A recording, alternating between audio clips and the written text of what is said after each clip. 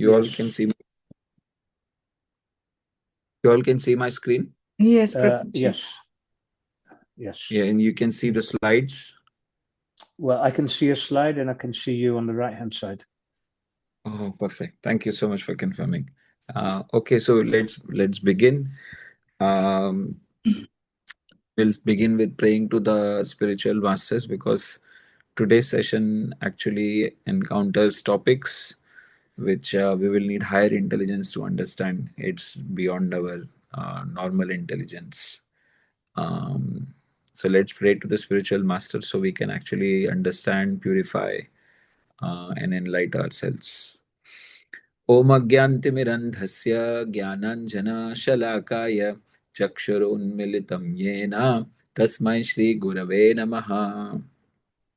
श्रीचैतन्यमनोभीष्टं स्थापितं येन भूतले स्वयं रूपा कदा मह्यं ददाति स्वपदान्तिकं।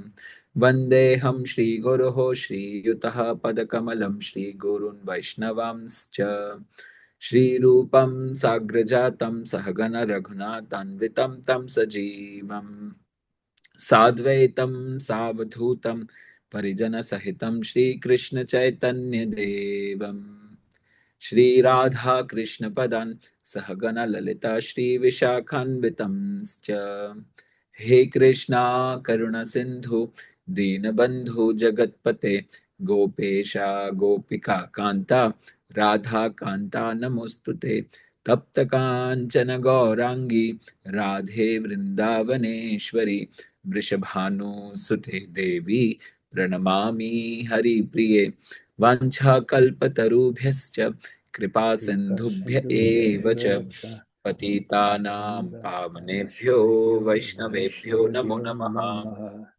जय श्री कृष्ण चैतन्य प्रभो नित्यानंद श्री अद्वैत गदाधर श्रीवासदि गौर भक्त वृंद हरे कृष्णा कृष्णा कृष्णा हरे हरे हरे राम राम राम हरे हरे तृणादपि सुनिचेन तरोरिवा सहिष्णुना अमानिना मानदेन कीर्तनीया सदा Hari.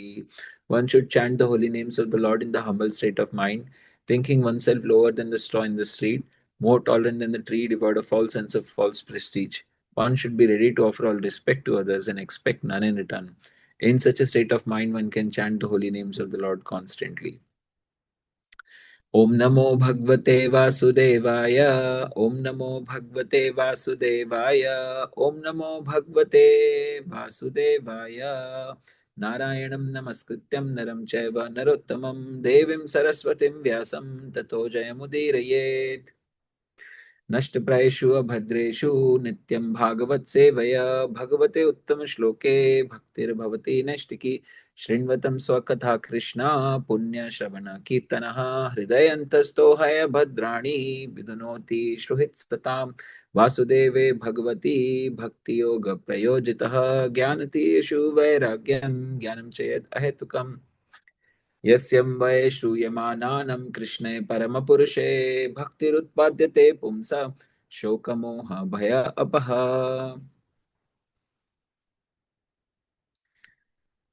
So thank you all for coming. Okay, Roshni, let me admit Roshni.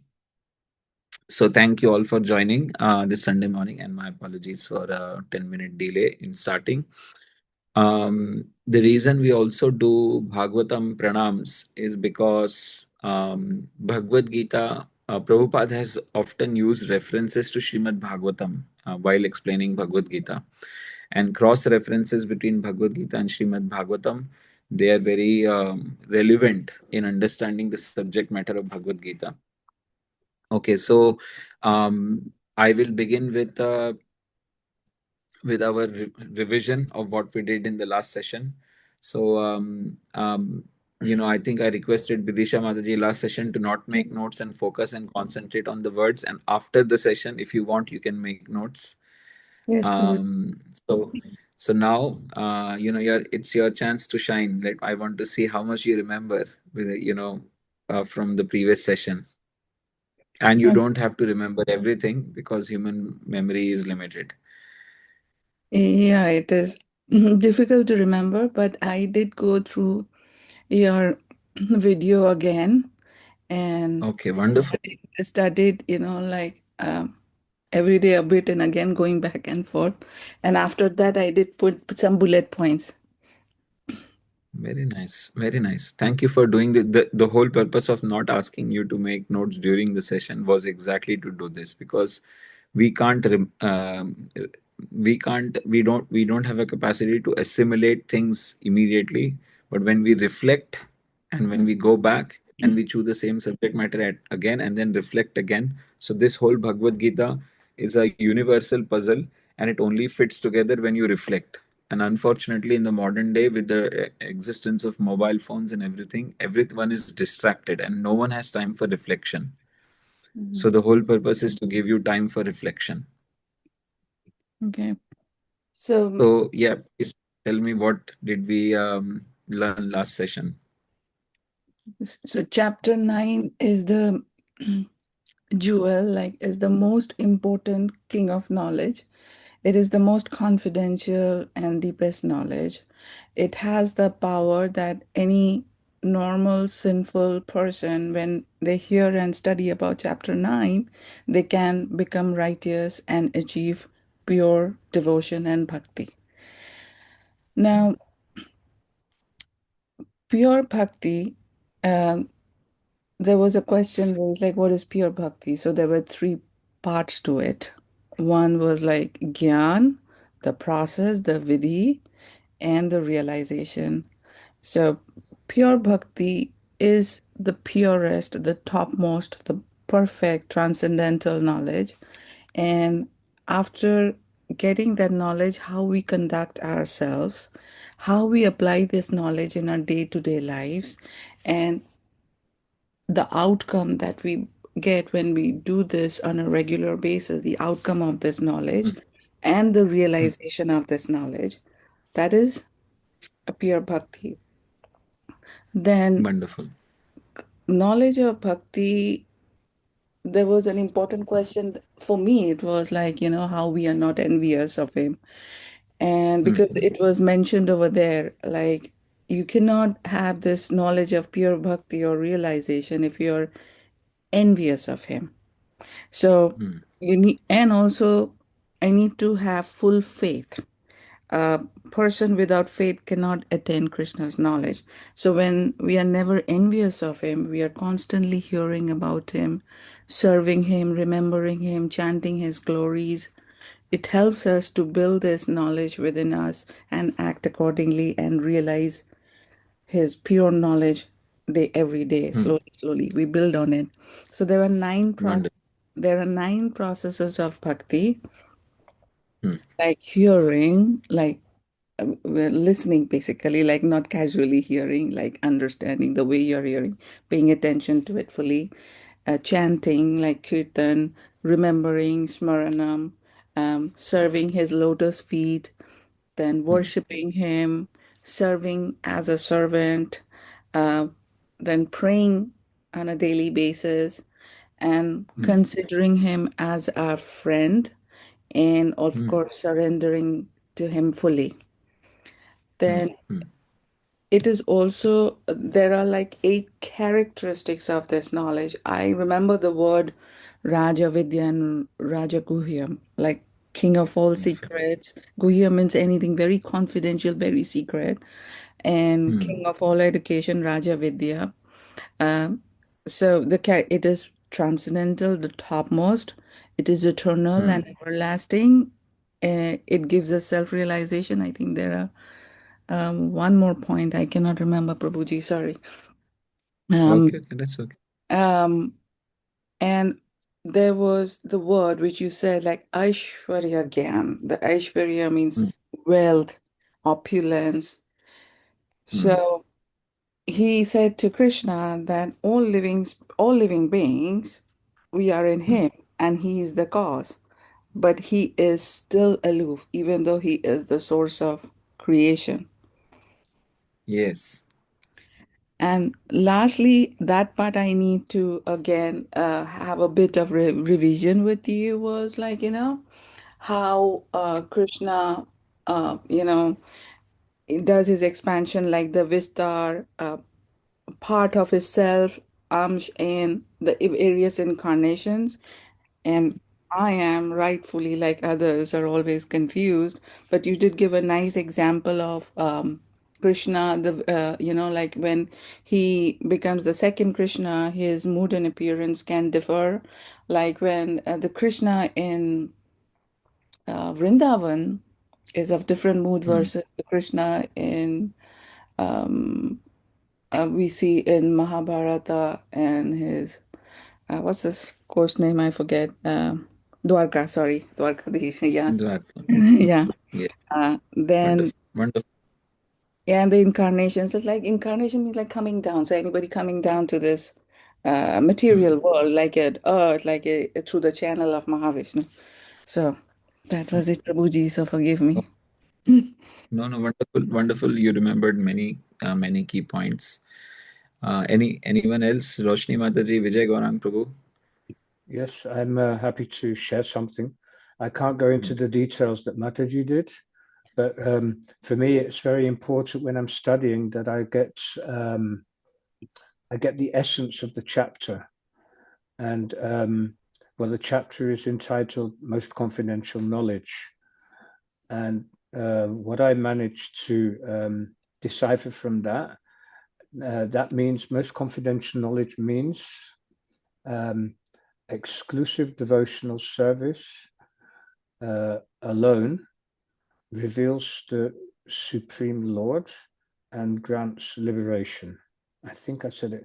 No, reveals the unmanifest Lord. That's really important, I think, and grants liberation. And I remember some of the points Mataji was saying, but sometimes it's so much. And you mentioned Rajvidya and Guya Vidya, something like that. I think Rajvidya means most confidential knowledge, and Guya Vidya means king of knowledge, or it's the other way around. I'm not sure anymore. Sure. Okay. Is Good. that okay? Yeah, but that is definitely okay. But I think you need to work on remembering more from whatever we do. Maybe revision would be good. Yeah, I've So been trying to put you it. remembered the essence. You remembered the essence properly, so that's really good. I think if you manage to find time, because you must be in the temple, you must be very busy. But I think you need to take some time out on reading it, like the purports.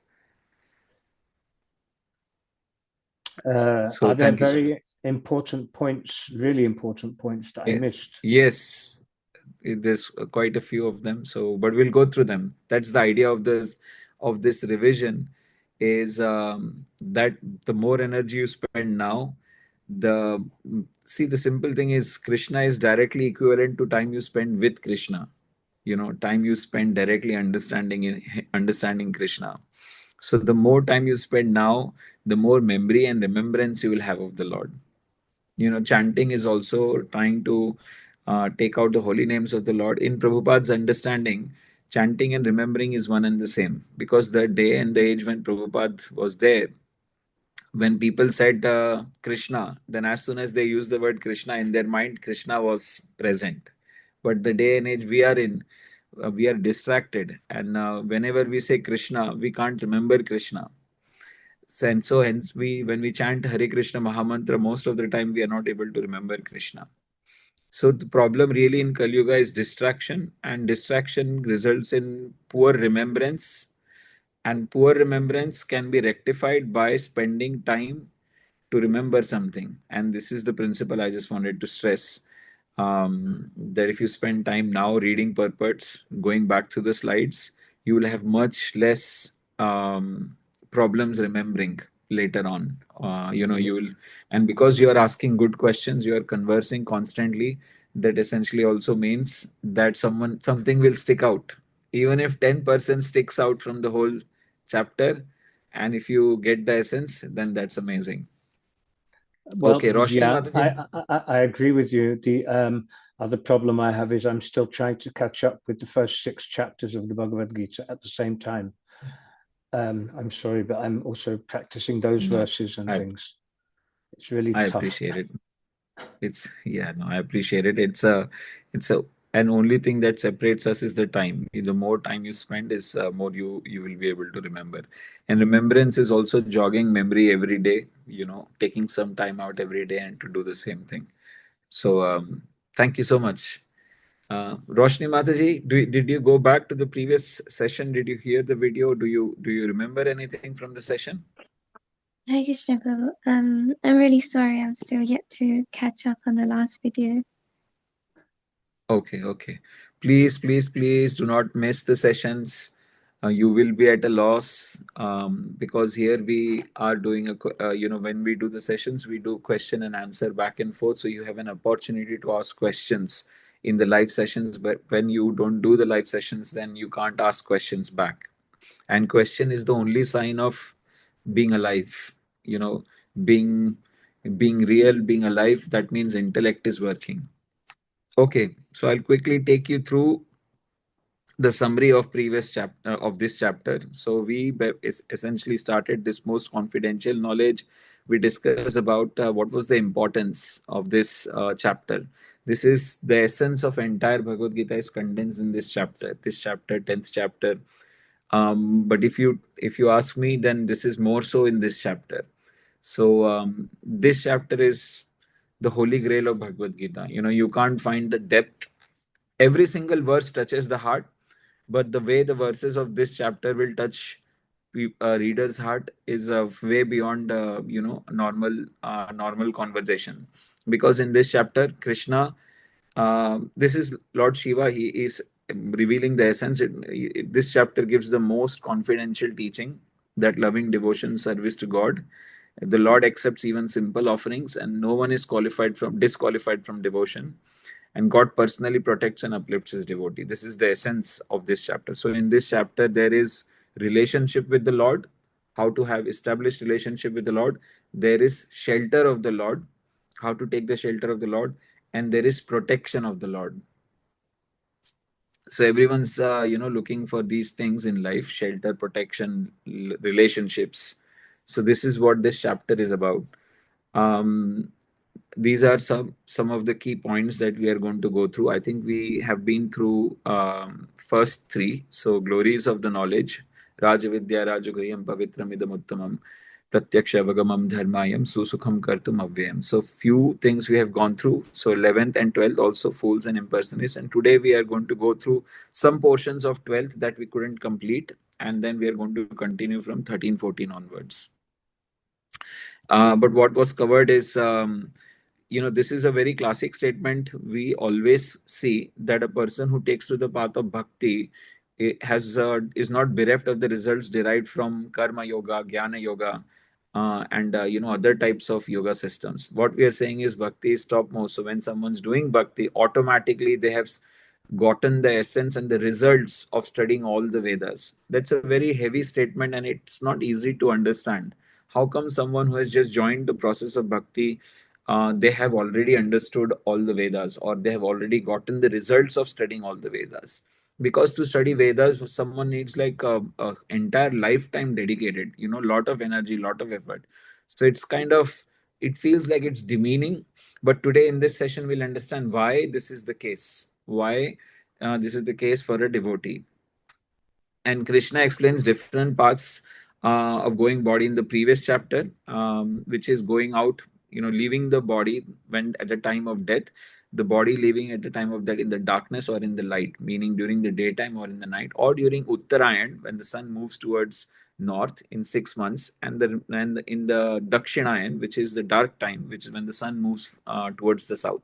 So Krishna explains that, but he clearly explains that for a devotee, it doesn't matter what time they die, because devotee is taken care by Krishna. So this is the sequence of confidentiality which Krishna has been explaining so far. So in second to sixth chapter, it was confidential knowledge. Guhya Gyan. Guhya means confidential. So it was confidential knowledge, and it was mainly the knowledge of matter and spirit. 7 and 8 chapters, it was Guhyattara, which means he was giving more confidential knowledge. And here the knowledge of bhakti was introduced. And in chapter 9, he's giving Guhyattama, which means the most confidential knowledge. And this confidential knowledge is specifically of pure bhakti, ananya bhakti, kevala bhakti, akinchana bhakti, shuddha bhakti. So 7, these middle chapters is the essence of Bhagavad Gita, and chapter 9 and 10 are the essence of essence. Meaning these two chapters, if you don't get these two chapters, then it's a problem. Basically, you will miss the essence of Bhagavad Gita. And we also saw that 7 and 9 chapters are very similar in nature, but the difference is so that these are the key topics they cover. 7th chapter also began with the importance of hearing about the Lord, Krishna's energy and his relationship to this material world, and then how Krishna was all pervading everywhere. And then there was some mention of demigods in that chapter, and difference between demigods and Krishna. And so that is also repeated in this chapter, which we'll see. Impersonalists were mentioned in 7th chapter, and devotees were mentioned. Similarly, here also there is a different. These things have been mentioned, but the difference is that this chapter's depth is way deeper than the 7th chapter, way deeper, and we will see why that is the case. And this is, what is pure bhakti? Before we began this chapter, then I asked the question, what is pure bhakti? Actually, instead of asking what is pure bhakti, the question should be what is the composition of pure bhakti. So composition of pure bhakti is most confidential knowledge. You should have most confidential knowledge.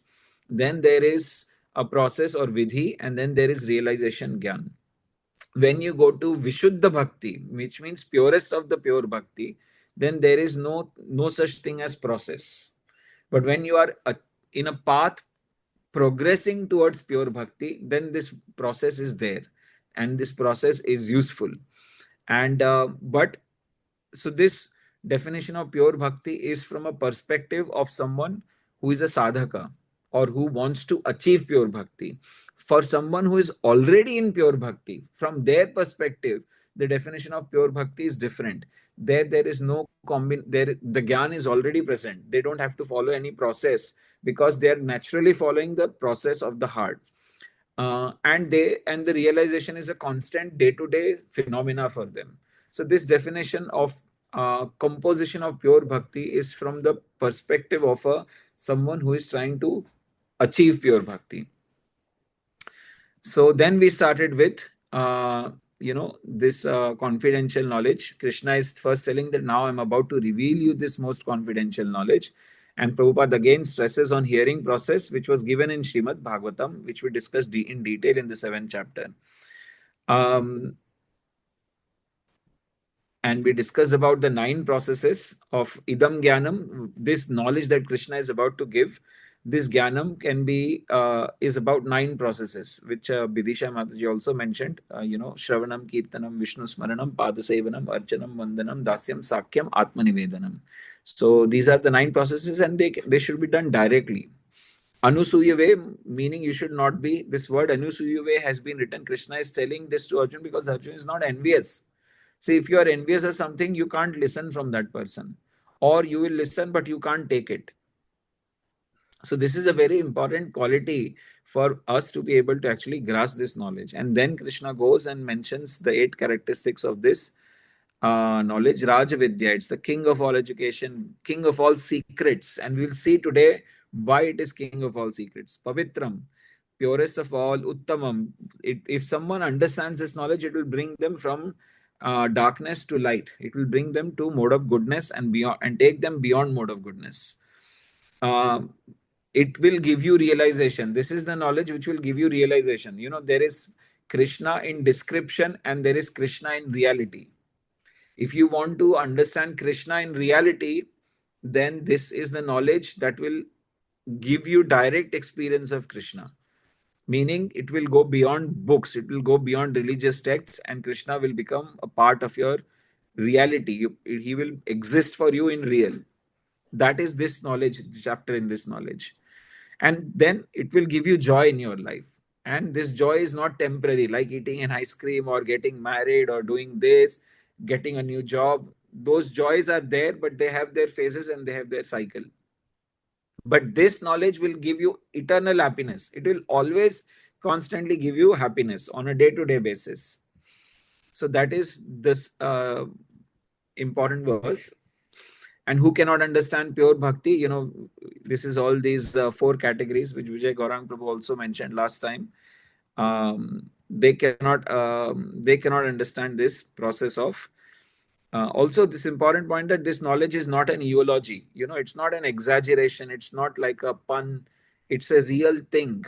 It's all these histories are real, and the process of bhakti is real.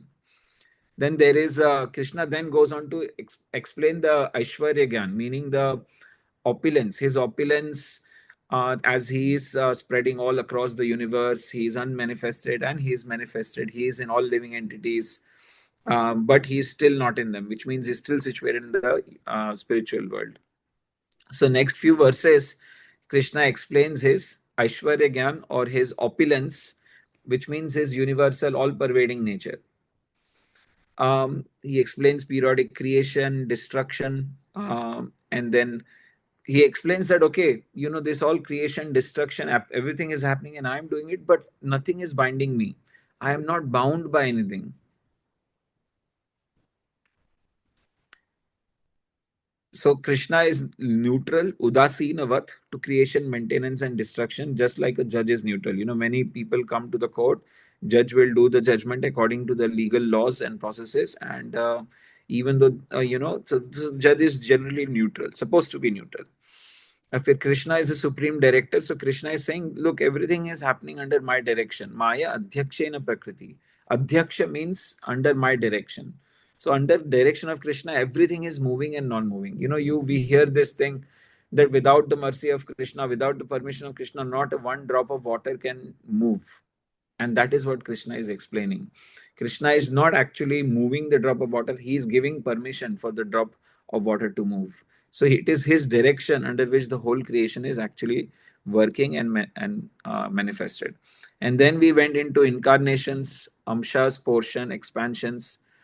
So incarnation is technically in Sanskrit is called avatar, and expansions is the word we use in English, and this is called vistar. And then we also have the word called portion. Portions can be used in relation to incarnations, and portions can also be used in relation to expansions. And in terms of expansions of Krishna, there is like Krishna's expansions are basically like Krishna's mood changes and his appearance changes. So Lord Balram is Krishna's expansion. He is exactly like Krishna, but he is white. So his appearance is changing and his mood is different. He is servant personality of Godhead. So, and then from Balramji comes, Sankarshan, Aniruddha, Vasudev, Pradyumna. Yes, Vijay Gaurang Prabhu. I have heard that Krishna is 100% and nobody is 100% expansions and things, but maybe that's not right. I don't want to be confused. No, that is later. right. Okay. No, you're speaking in terms of quality. So Krishna himself directly has all 64 qualities. So all 64 qualities is in Krishna, but then his expansion, Lord Balram, he doesn't have all 64 because he doesn't play flute like Krishna. He is not stunningly beautiful. Like he is you can't understand. These are transcendent. He is crazily beautiful beyond our understanding. But still, when it comes to beauty of Krishna, Krishna is even more beautiful. So there are these 64 qualities. Of these 60 qualities are present in expansions, but the 4 qualities are the specific 4 qualities which are present only in Krishna. And therefore, Krishna is like 100%. Yeah, and that goes for all expansions and portions. That always, no one comes to that 100% or the 64 qualities. Is that correct? That's right. No one comes to those 64 qualities among expansions of Krishna. Now, when we are speaking of expansions, there are 2 types of expansions, right? There is Swa Amsha expansions, and there is one more type. I forgot the name. V Amsha or something. I forgot. But basically, in English, in plain language, expansions where Krishna is expanding with different mood and different appearance, plus expansions where Krishna is expanding in same appearance but different mood. Like with 10,000 wives, what was it? Mathura. Yeah, Yes, all those Mathura. thousands of wives. Yeah, something like that. Yeah. Yeah. So in Vrindavan and in Mathura, Krishna is the same Krishna, same form, but his mood is slightly different. So here And also Krishna, when he's doing Swa expansions, Swa Amsha expansions, or Vistar, Swa-Amsha Vistar, then his mood is different, but he is exactly the same Krishna.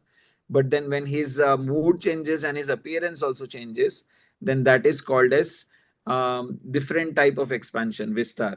So now these different types of expansions where the mood and form both changes, then they don't have equal, they are as good as Krishna, but in terms of qualities, they are like four qualities will always be missing in them, which is to the, it's not missing in them, it's there in them, but in to the fullest quality they are directly in the Krishna alone, and specifically Krishna of Vrindavan.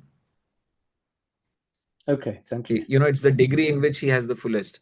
But then we come to avatars, and avatars we start with Purusha incarnations, which is Mahavishnu is the first avatar. Actually, Mahavishnu is an expansion. He's not an avatar. So Mahavishnu is first expansion from um, Sankarshan. From Narayan, Sankarshan, Aniruddha, Vasudeva, and Pradyumna. So from Sankarshan is the first expansion called Mahavishnu. So Mahavishnu is not an avatar; he is an expansion, and then Mahavishnu then incarnates to become Garbhodakshay and Shirodakshay Vishnu in the material world. So Paramatma, you know, the super soul also is Mahavishnu, because Mahavishnu is expanding as the Paramatma and then going into every single atom, also going into every living entity to give the guidance. Yeah, and you said last week also that avatars come down. You said something like Yes. that. Wonderful. That's a very good. This is what I call realization. You know, because you remembered something which will actually make logical sense and will give you long term memory of the topic, which is something come down. Avatarit means the word avatar literally means some coming down.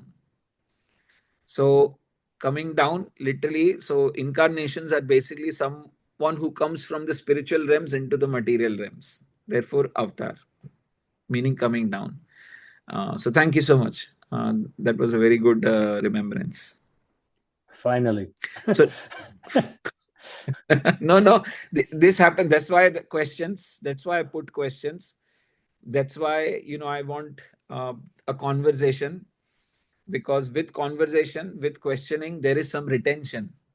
I always give this example that a bad child is remembered by teacher even after, at the time of, you know, 25, 30, 40 years of after reunion is done. The bad child is always remembered by the teacher, but a good child is forgotten. So really, why bad child is remembered? The bad child is remembered because they gave lot of trouble to teacher. She had to spend time and tax her brains to deal with the situation. So wherever you won't you forget. spend You time won't and forget me. You won't forget me.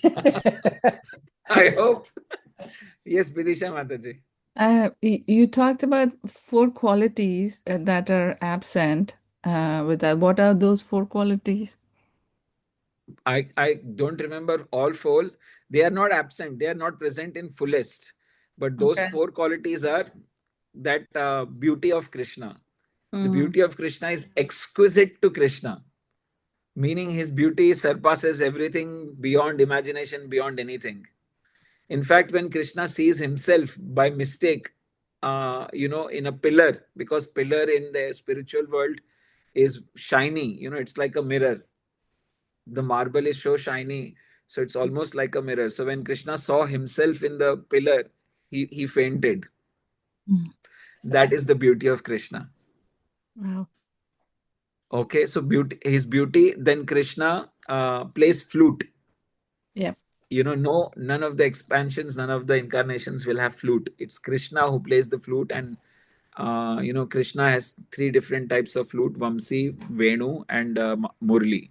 depending on their sizes and depending on which entities get attracted to which tune, dhun.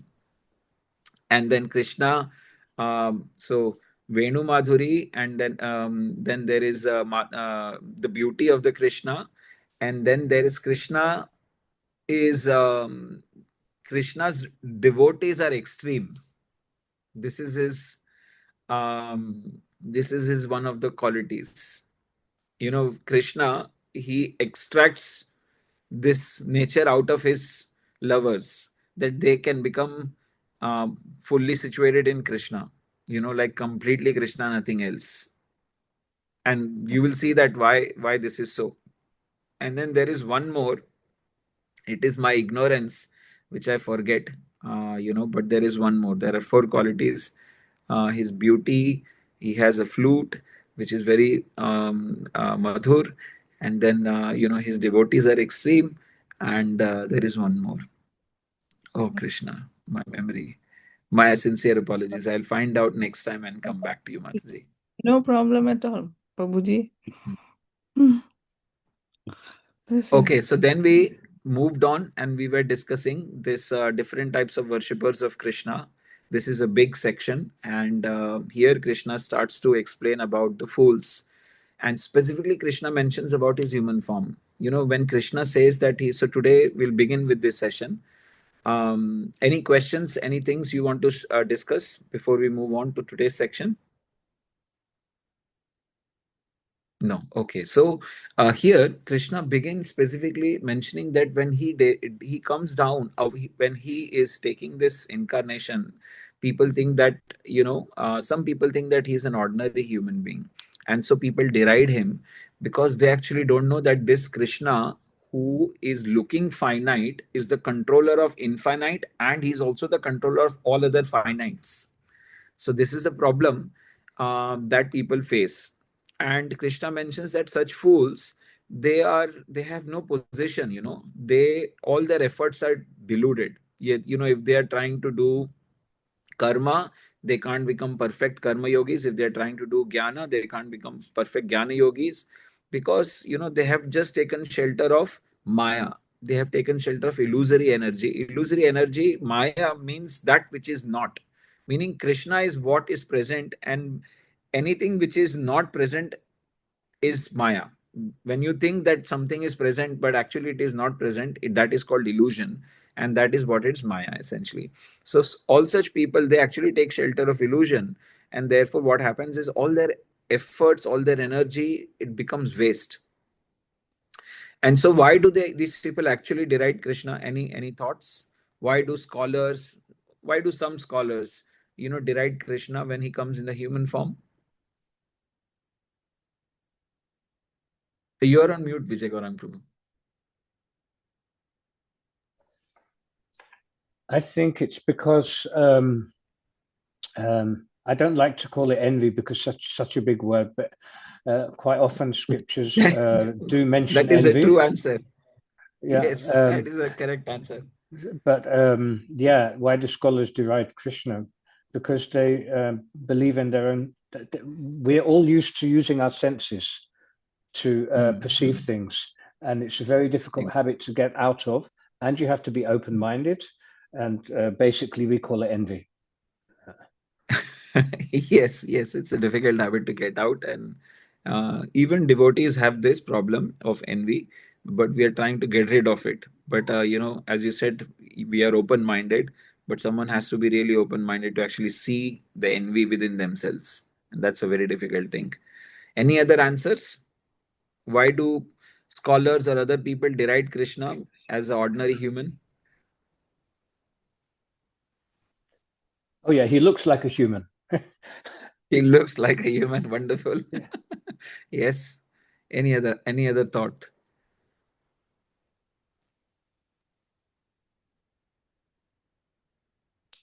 No? Okay. So we'll move.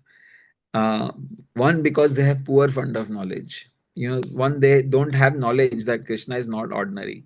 See, if you tell a devotee of Krishna that Krishna, he lifted Govardhan hill, or for a devotee of Krishna, he has knowledge because he has heard from acharyas. He has heard from the spiritual masters that Krishna is not an ordinary man. He is the supreme and he can control infinite. So it's no difficult job for him to lift a mountain. So because someone has been given the knowledge and they were non-envious, they can take that knowledge. So they have knowledge. But the problem is a lot of these scholars actually don't know of uncommon pastimes of Krishna. They just know of the pastimes which have been made famous. Like the ones with the gopis, the ones. So they don't know Krishna in his entirety. They just know portions of Krishna. They will there is even a sect of worshippers who say we worship Krishna as a Bal Gopal, but we don't want to worship Krishna when he grows up. What is this? So you want to accept Krishna when he was Bal Gopal, when he was a small baby, but you don't want to worship him when he grows up. Oh no, when he grows up, he is not the same Krishna. He behaves like a ordinary human being, a debauchee. No. We can't. No, God remains always God. Whether he's a small boy, a teenager, or he becomes like an adult, Krishna is always Krishna. He makes an entry into the theater of this material creation. He makes an entry. The moment he enters, Devki is very happy. The whole world becomes, trees are growing so much more. The Yamuna becomes overflown. The nature becomes very peaceful and happy. Devki is feeling so much joy. He comes with his forearms.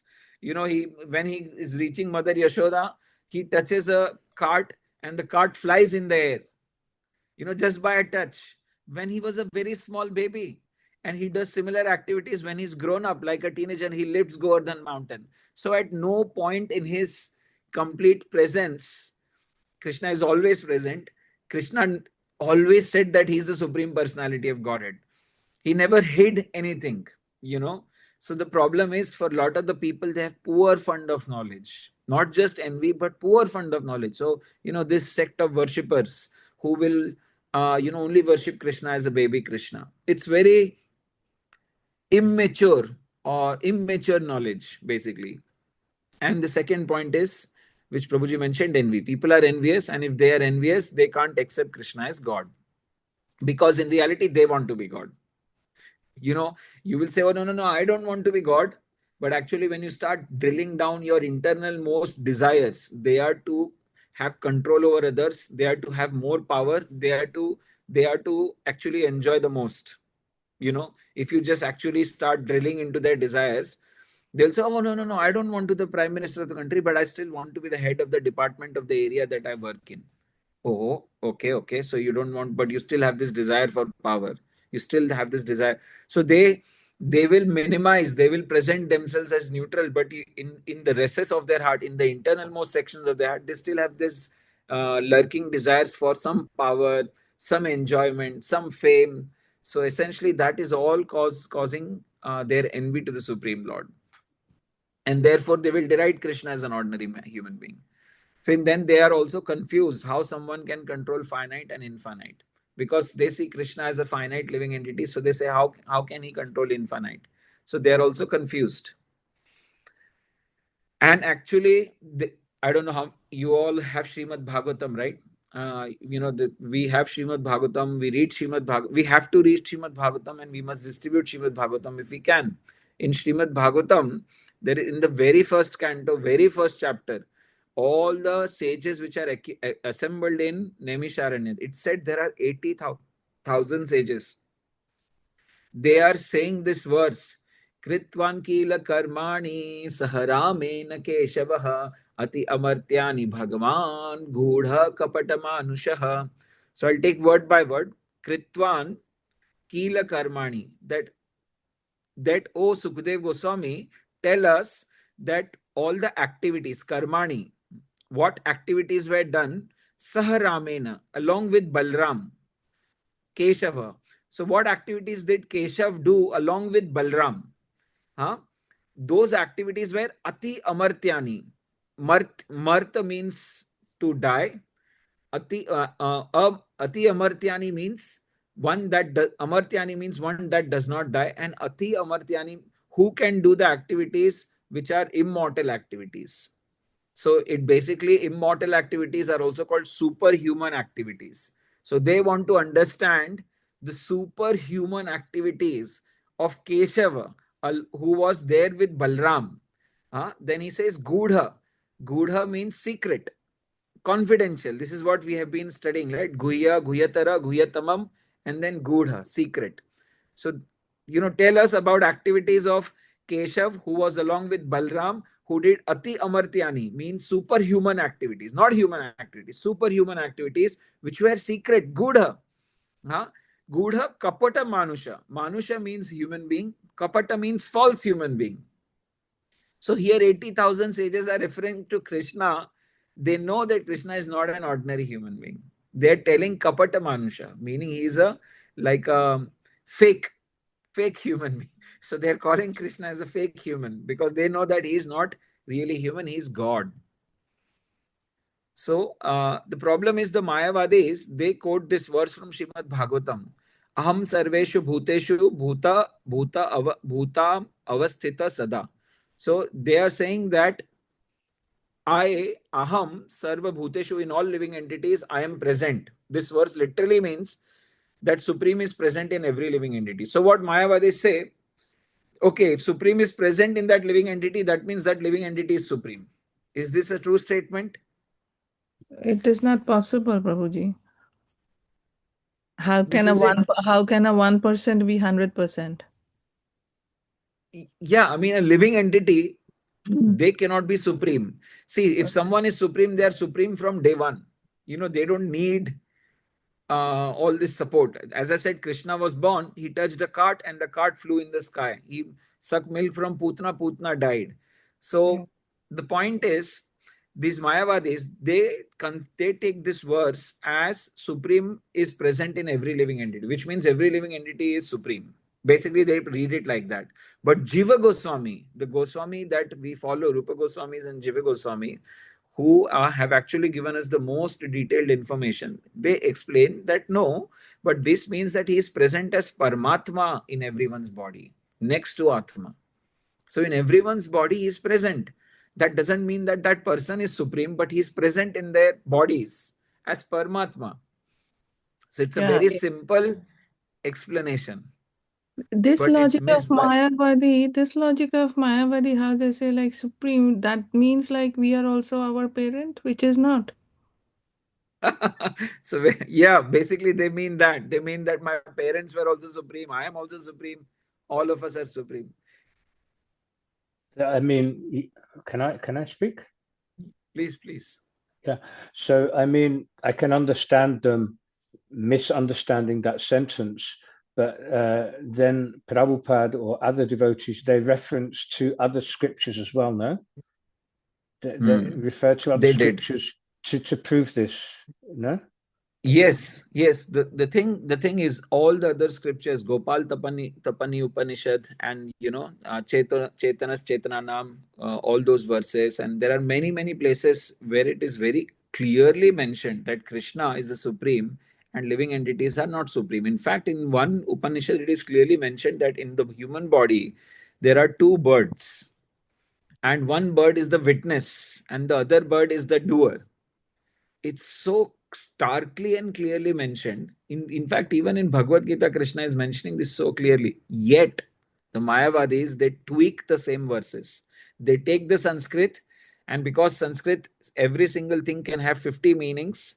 In reality, it can have 50 meanings. The way you pronounce it, the way you break the word, the way you combine the words together, the way you put them in a certain context. You can derive unlimited meanings from these variations, permutations, and combinations. And these two birds that you discussed, I've heard it many times before.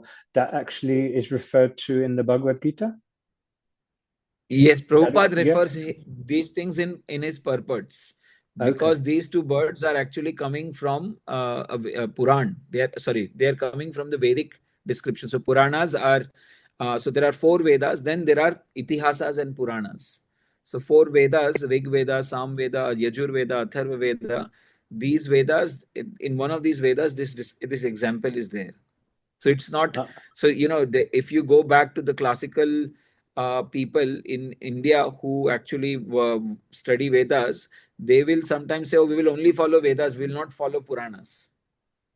So, they will reject Puranas and they will only stick to Vedas. But even in the Vedas, it is very evident. The problem with the Vedas is 99%, 95, 96% of the Vedas deal with topics which are not directly speaking about the Supreme Lord. And that author of the very same Vedas, he is saying that I am unhappy after writing so much of the Vedas in the beginning of Srimad Bhagavatam. This is the exact words of the same author who's written all the Vedas. And he's praying to his spiritual master, Narad Muni, that I'm unhappy. What should I do? And then he gets this instruction to write Srimad Bhagavatam. Is that in the first chapter of the Srimad Bhagavatam?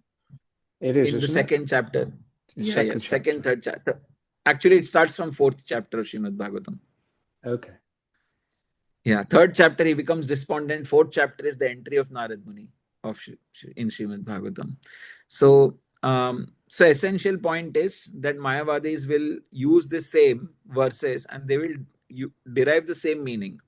It's like, you are saying something, but someone takes it in completely different way for the same thing. Yeah, my thing is that I understand that it's quite often said that we have to be able to give counter arguments. But for me, I would just, it's up to them. If they want to believe that, I'll just avoid them. Yes, you can. That is also good. It's not, we don't want to get into debates, but if someone is open, this is what Chaitanya Mahaprabhu says, right? There are many mangoes and ripe mangoes, and we want to focus our energies on the ripe mangoes. We don't want to unnecessarily get into debates and, intolerance and all these. This is not our nature. This is not our lineage. Our lineage is peaceful engagement of ripe mangoes. Okay, so this, Prabhupada mentions in the purport, if Paramatma is present, if the Supreme is present in every body, in every living entity, then this means that one should respect everybody as Krishna resides in their bodies. Okay, so, sometimes devotees think that, we should only respect devotees. We should not respect other people. That is not true. Simply not true. Because even the common people, even if they're eating meat, even if they're doing anything, even if they are sinful people, still in their bodies, Krishna is present. So therefore, we have to respect everybody according to their positions. What is their position in the society? So there are three different types of devotees mentioned. One is called Kanishta. A Kanishta devotee, he doesn't care for other devotees. All they care for is for the devotees, is for the deity in the temple. So they come to the temple and they will just look at the deities of the temple, and they treat other people with disrespect, or they don't give them any importance. You've seen this in the temple. Someone comes to the temple, they just go straight to the deities, and they are not so much interested in speaking to other devotees or knowing anything. All they want is them and Krishna, nothing else in between, and they don't care for it. So this is called Kanishta mentality, or a lower mentality. So this is one type of devotee which is called neophyte devotee. They are beginners in the path of devotional life. So, but when they progress from neophyte stage to Madhyam Adhikari, so Madhyam Adhikari is one who is basically in a very glorious position. It's in a very glorious position, Madhyam Adhikari. So Madhyam Adhikari is basically one who actually does not just respect Krishna, does not just come to the temple for Krishna, but actually they come to the temple for devotional service, for taking association with other devotees. They are not the topmost yet, but they are in this middle stage where they want to take association of higher devotees, and at the same devotees at the same level, they become friends, and devotees who are below them, they help them. So this is Madhyam Adhikari. And then there is Uttam Adhikari, or the higher devotee. Then this Uttam Adhikari, these devotees, they are basically, they are doing the service to the temple, they are doing service to devotees, they are also worshipping Krishna, and they also associate with other senior devotees. They associate with Madhyam Adhikaris and help Madhyam Adhikaris to come to the stage of Uttam Adhikari. And the Uttam Adhikari is very well researched, very well studied in the scriptures. So in the stage of Madhyam Adhikari, you may become disturbed sometimes. If someone comes and gives you argument and counter argument, and some counter argument, it doesn't fit your mental equation, doesn't fit your mental brain, then it will trouble you sometime.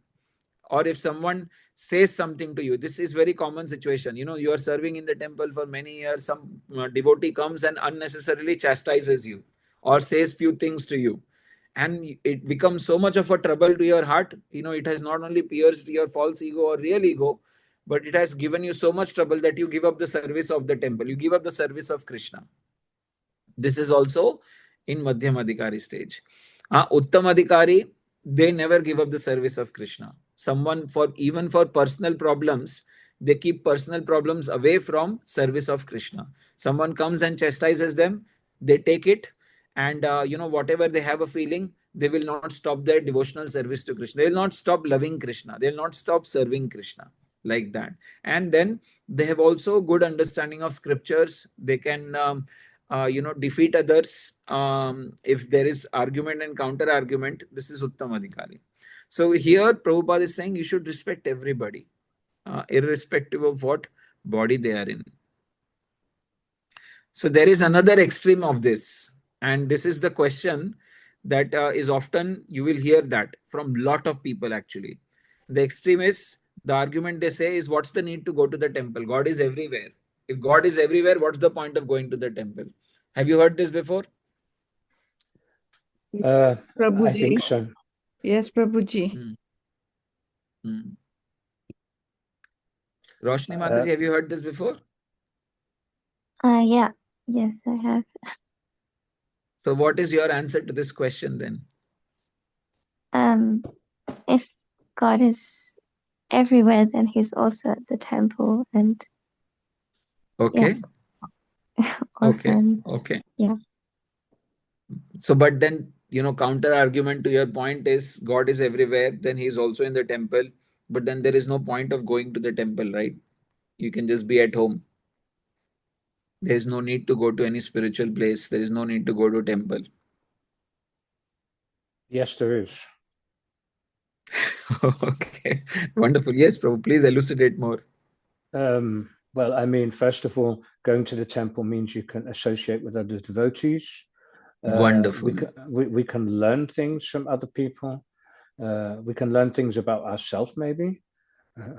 I mean, Yes. by coming up against people that might chastise us, we might learn something about Yes. ourselves. And maybe there are other reasons as well, which I haven't thought of. Wonderful, wonderful. Very beautiful reasons. Bidisha Mataji, any other thought? Why should one go to temple? Definitely association, and it is also a consecrated place. So Yes.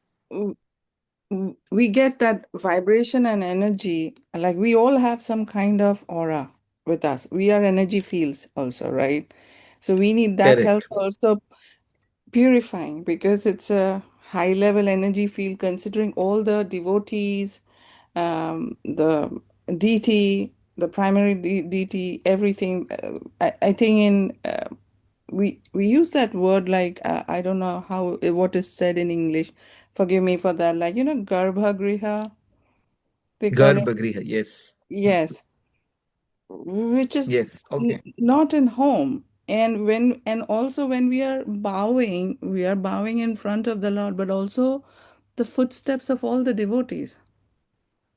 Wonderful, wonderful, beautiful. Okay, very good answers actually.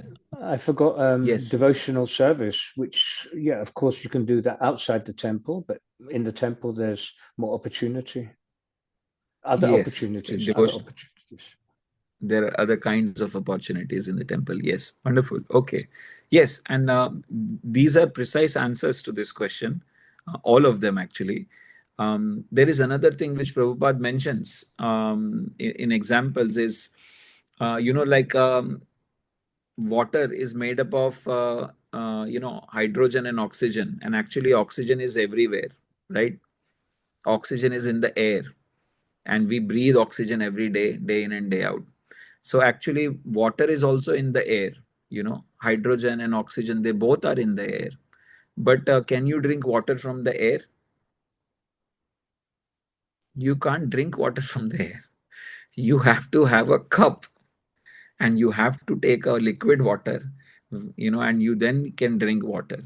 So similarly, we have the form of the Lord in the temple is directly Lord, is directly Lord. You can feel Krishna directly in the temple. Of course, you can feel Krishna directly in your home. You can feel Krishna directly while reading about Krishna. You can feel Krishna directly when you hear the holy name of Krishna. Similarly, actually, for a lot of people who are very distracted, if they go to the temple, they can feel Krishna. And many people have said this after visiting temple. Their mind becomes peaceful, they become happy. They, when they were praying, they felt that their prayers were heard. Sometimes people pray and a flower drops, and that is Krishna directly telling that yes, your prayers are being heard. Um, but there are many experiences people feel. That's because Krishna is directly present in the deity of Krishna. And deity of Krishna is very special. You have to actually invoke the Lord to come into that deity. Deities are not stones. So you have to invoke the Lord, and only a pure devotee, when he invokes the Lord, then the Lord comes. So all the temples that Prabhupada has established all across the world, there Prabhupada, being a pure devotee, he invoked the Lord. He begged the Lord to come into this archa form, and therefore Krishna agreed to come into those forms. And now Krishna is there eternally in those forms. And so that is Krishna directly. So the deity in the temple is Krishna directly in his personal form. So therefore we go to the temple, because we can see God there directly. Of course, argument is you can see God everywhere. Yes, if you can see God everywhere, if you've come to that level of Paramhamsa stage, then that is another thing. But hardly any person who makes this kind of an argument is actually even below Kanishta stage, even below the the lower neophyte stage. Okay, so this is why all the scholars, they deride Krishna when he comes in the human form. But actually, in these two verses, that Krishna, he's mentioned that these are fool, amogha asha, these are not going to go anywhere. Look here, mogha jnana. They do not attain results of culturing knowledge. Even the jnana they can't extend. Mogha asha, all their hopes are, so if when Arjuna might be like thinking, okay, what happens to them then? So Arjuna might be scared, for such people. So Krishna explains that, yes, there is a problem with these people, but as opposed to these people, there is Mahatma, or the type of people who are Mahatmas. So Krishna starts to define great soul or Mahatma. Actually, more than just definition, Krishna starts to explain symptoms of a Mahatma or the qualities of a Mahatma. So can you all tell me what are the qualities of a Mahatma?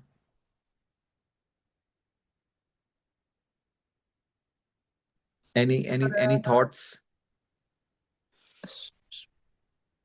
Spreads the core knowledge, like this king of knowledge that we are saying, that is definitely one trait.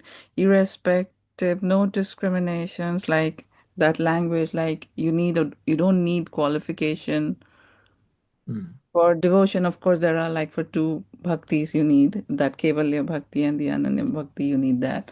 But to reach the other stage, so these are the things we learn from that Mahatma, upliftment of that society, showing the truth, Mm, uh, mm, immense tolerance to, they have immense tolerance to adversities, to okay. um to to reach this goal of selfless goal of uplifting with the right kind of wisdom and knowledge and build our character, our way of life, to Okay, okay, understand wonderful. who we are, and like how we should conduct ourselves. So yes. Yes. Okay, okay, wonderful. There are I'm more. ass- There are more aspects. Yes, I'm Vivek. assu- I'm assuming Krishna is speaking about a Vaishnava or someone that's Yes, this trying is to be a why. devotee. Yes, this is why this chapter is so deep. So as see what happens is when you start speaking Krishna, because now in this chapter he is in like affection with Arjun. He's he wants to speak the general and the broad, but he goes into the specifics of his heart, which means what he likes the most. what he likes the most, and he likes the most pure devotees. This is what Krishna likes, the pure devotees the most. So he will eventually end up telling about Mahatmas, but Mahatmas in context of Ananya Bhaktas, or the purest of the pure. Roshni Mataji, you have something to share? Um, is it self-realized, like self-satisfied, steadiness, equality, Yes, tolerance? yes, though correct. Truth. Those are also qualities of Mahatma. Correct. Yeah. Yes, Himsa, Satyam, Shaucham, all those things. Yeah, those are also qualities of a Mahatma. Those can also be quality of a Brahmana. But in other chapter, Krishna defined four types of people who come to Krishna: Artho, Arti, Jnani, Cha Bharata Rishabha. Artho means one who is distressed. Artho means Artho, Artho. Artho means distressed. Artho means one who wants artha, or one who wants money or wealth. Huh? So Artho, Jnani, Jnanis come to Krishna, and in inquisitive people also come. They just want to know. They are just want to inquire, like that. And Krishna calls all of these four categories Mahatma because they have come to Krishna.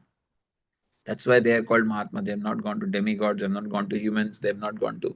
So they are all called Mahatmas. But here Krishna will start to define Mahatma in the context of pure devotees, in terms of Ananya Bhaktas. So let's see what's the definition given by Krishna. Okay, so this is interesting. The qualities of Mahatmas in relation to pure devotees as given by Krishna. So Krishna says, Mahatmanastu Mampartha Devim Prakritim Ashritaha. Devim Prakritim, meaning taking Ashritaha. Ashritaha means shelter. So someone who is taking shelter of Devim Prakritim, which means always constantly taking of spiritual nature. So do devotees take shelter of the spiritual nature? Yes. And taking shelter of spiritual nature is not one time process. It's every moment process, every second process. Every second you have to choose to take shelter of a spiritual process, a spiritual nature or material nature. Should I go out now to the party, or should I go out to the temple? You have a choice. So it's not a one time choice that you have made, yeah, I'm Krishna devotee. Okay, no. You are Krishna devotee, but if you want to be pure devotee, then you have to be devotee of Krishna in every single second. And that's why it's called practice. The whole process of devotional service is a practice, because moment to moment you have to take shelter of Daivim Prakriti. Then the next line is something which is very, very difficult. Bhajanti ananya manaso. Ananya means continuously. Continuously someone worshipping Krishna, or continuously someone doing bhajan of Krishna. Bhajan of Krishna meaning doing devotional service. Hmm? And then the last line is something which is astonishing. And it looks very simple, but it poses very grave questions. It says, Jnanatva bhutadim avyayam, knowing me, huh? And in my human like body, Krishna says, human like body, bhutadim. These words are of Krishna, okay? These, so I will just come back to this point. These words are of Krishna, not Prabhupada. Krishna is saying, knowing me, bhutadim, jnanatva bhutadim, avyam, inexhaustible. So Krishna is saying that there are Mahatmas who are constantly taking my shelter of the spiritual nature, constantly doing my devotional service, and considering my human form to be the topmost and inexhaustible. So here, this is the definition of Mahatma. So Ashrita means having taken shelter of. Mahatma is one who does shelter, who takes shelter. Or how do you take shelter? First, to take a shelter, you have to go to the shelter, right? To go to the shelter means to surrender yourself to the shelter. So Sharanagati is the very first point, or the very first thing that a Mahatma does. They want to surrender themselves to Krishna. And so they become free from the control of material nature. So if you are still under the control of material nature, then you have not, you are not free from the material nature. So that means you are not completely a Mahatma yet. You are a Mahatma in progress, Mahatma in making. does not divert attention to anything outside Krishna. No diversion at all. Develops through association with other Mahatmas or pure devotees. If someone says that I'm a Mahatma but actually is not taking association of pure devotees, then they are in illusion. Or if you see Mahatmas and they are always by themselves, and never take association of other pure devotees, because there is always some ego clash false. But if there is ego clash, that means you're not a Mahatma. You must take association of other devotees. It's very, yes, Vijay Gaurang Prabhu. Just to say that a Mahatma would never say something like that. I'm a Mahatma. Yes, yes, true. They will never say that I'm a Mahatma. But also taking association of the devotees is difficult sometimes. You can easily take association of a devotee who is senior to you, because you are serving them, you are in awe and reverence, you want to learn something from them, you are humble, water can flow from top to bottom easily, right? um, and it's also very easy to give association to junior devotees, devotees who have come new to the movement. It's very easy to give them association because they are taking your shelter, you are merciful to them, and you are the senior, so you guide them, love them, everything. But it is very difficult to take association of the devotees who are at the same level as you, because those devotees who are at the same level of you, they will try to correct you, they will try to tell you things which is unpalatable. So it's very difficult to take association of the devotees at the same. But Mahatma is one who takes association of other Mahatmas very easily. So that's the definition of Mahatma or becoming Mahatma. They are not even attracted to other features of Krishna like the four-armed form of his Aishwarya. And we are speaking of the devotees of. See, Krishna has many features, right? Krishna, when he expands, he becomes four-armed Vishnu form. Sankarshan, Aniruddha, Pradyumna, Padmanabh, Rishikesh. There are many, many names of Krishna. These are four-armed forms of Krishna. Okay. So, what about the devotees of these forms of Krishna? Are they pure? Are they not pure? Of course, they are very pure, and they are the purest. There is no distinction between a devotee following any Vishnu Tattva. Vishnu Tattva means Narsingha, Rama, Varaha, avatars plus expansions. Someone worshipping Shankarshan, someone worshipping Vasudev, someone worshipping Padmanabh, someone worshipping, and then someone worshipping incarnations. Incarnations being Rama, Narsingha, Matsya, Kurma. These are all incarnations. So these, all the devotees of any Vishnu Tattva, they can be purest devotee. But specifically here, Krishna is saying, and Prabhupada is repeating, Bhutadim, meaning human-like form. And which incarnation, which expansion have human-like form? Rama, Lord Ramchandra, and Krishna, they have human-like forms, right? So actually, here Prabhupada is mentioning about purest devotees in terms of Krishna, because Krishna being the supreme personality of Godhead, devotees of Krishna are not even attracted to his opulence. They are only attracted to two form of Krishna. And Mahatmas are not concerned with any demigods. They engage in unswerving devotional service, which means their devotional service is not some days they will do it, some days they will not do it. They unswervingly do it entire life. So is that it then? Is that all that Mahatma is about? No. Krishna has a big list. Let's see what he says. And this is, I call, family business verse, and we should by heart this verse, come what may. Can one of you recite this verse? I'll try.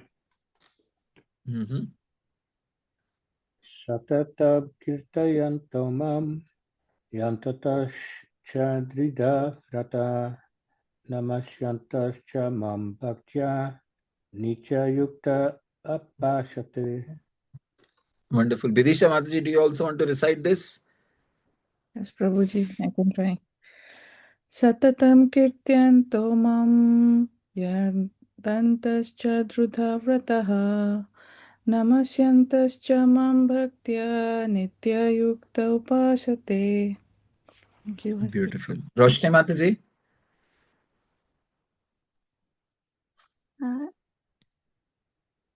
Satatam kirtayanto mam yatantascha drita vrta namasyantascha mam bhaktya nitya yukta upasate.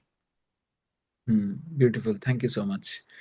Satatam kirtayanto mam yatantasya dhridavratah namasyantasya mam bhaktya nitya yukta upasate. So this is what is our family business. All the devotees of Krishna consciousness movement, Prabhupada's ISKCON, we follow this as the sum and substance of our heart. Always chanting my glories. So always chanting the glories of Krishna. Dhrida Vrata literally means with determined vows. We take vows and we try to be determined in this path. Bowing down with great devotion. Hmm? See here, Krishna says, see, when you speak of bowing down, it in general English connotation in the Western world, bowing down is considered as negative connotation. You are bowing down between someone and you're creating higher and lower. So one is master, one is servant. Yeah, exactly that point. In spiritual world, which is very opposite to the material world, bowing down between the Supreme Lord, in front of the Supreme Lord to the Supreme Lord, is the highest spiritual activity. But here, what is the kind of bowing down Krishna is expecting? With great devotion. Namastan. See, that's why I've highlighted Bhaktya. Krishna is saying, bow down before me, but not in awe and reverence. Not in you must have seen people coming to temple, right? Oh, the Lord is in front of me. Immediately they'll bow down with great awe and reverence. That is good. That is great, and that is in the beginning stages, that must be there. You can't, in the beginning stages suddenly say, oh, I'm bowing down to Krishna with love and devotion. No. First, you have to understand Krishna's energy. You have to understand that Krishna is actually the owner of the entire material cosmos. So when you actually see Krishna as the owner of entire material cosmos, you will develop an awe and reverence for Krishna. Oh my God, he's unlimited, he's everywhere, he's my goodness. Krishna is amazing. So that does result in awe and reverence. So that bowing down in awe and reverence is also great. But what we are talking about in this chapter is heart of Krishna. What Krishna wants from his heart, not from his intellect. So here Krishna is speaking his heart. He's saying if someone bows down to me, but that bowing down is not out of awe and reverence, but that bowing down is out of his love or her love for me. That is highest. That is what pure bhaktas, ananya bhaktas do. And we should not imitate ananya bhaktas. Are we pure at this point in time completely? No. Do we want to still eat,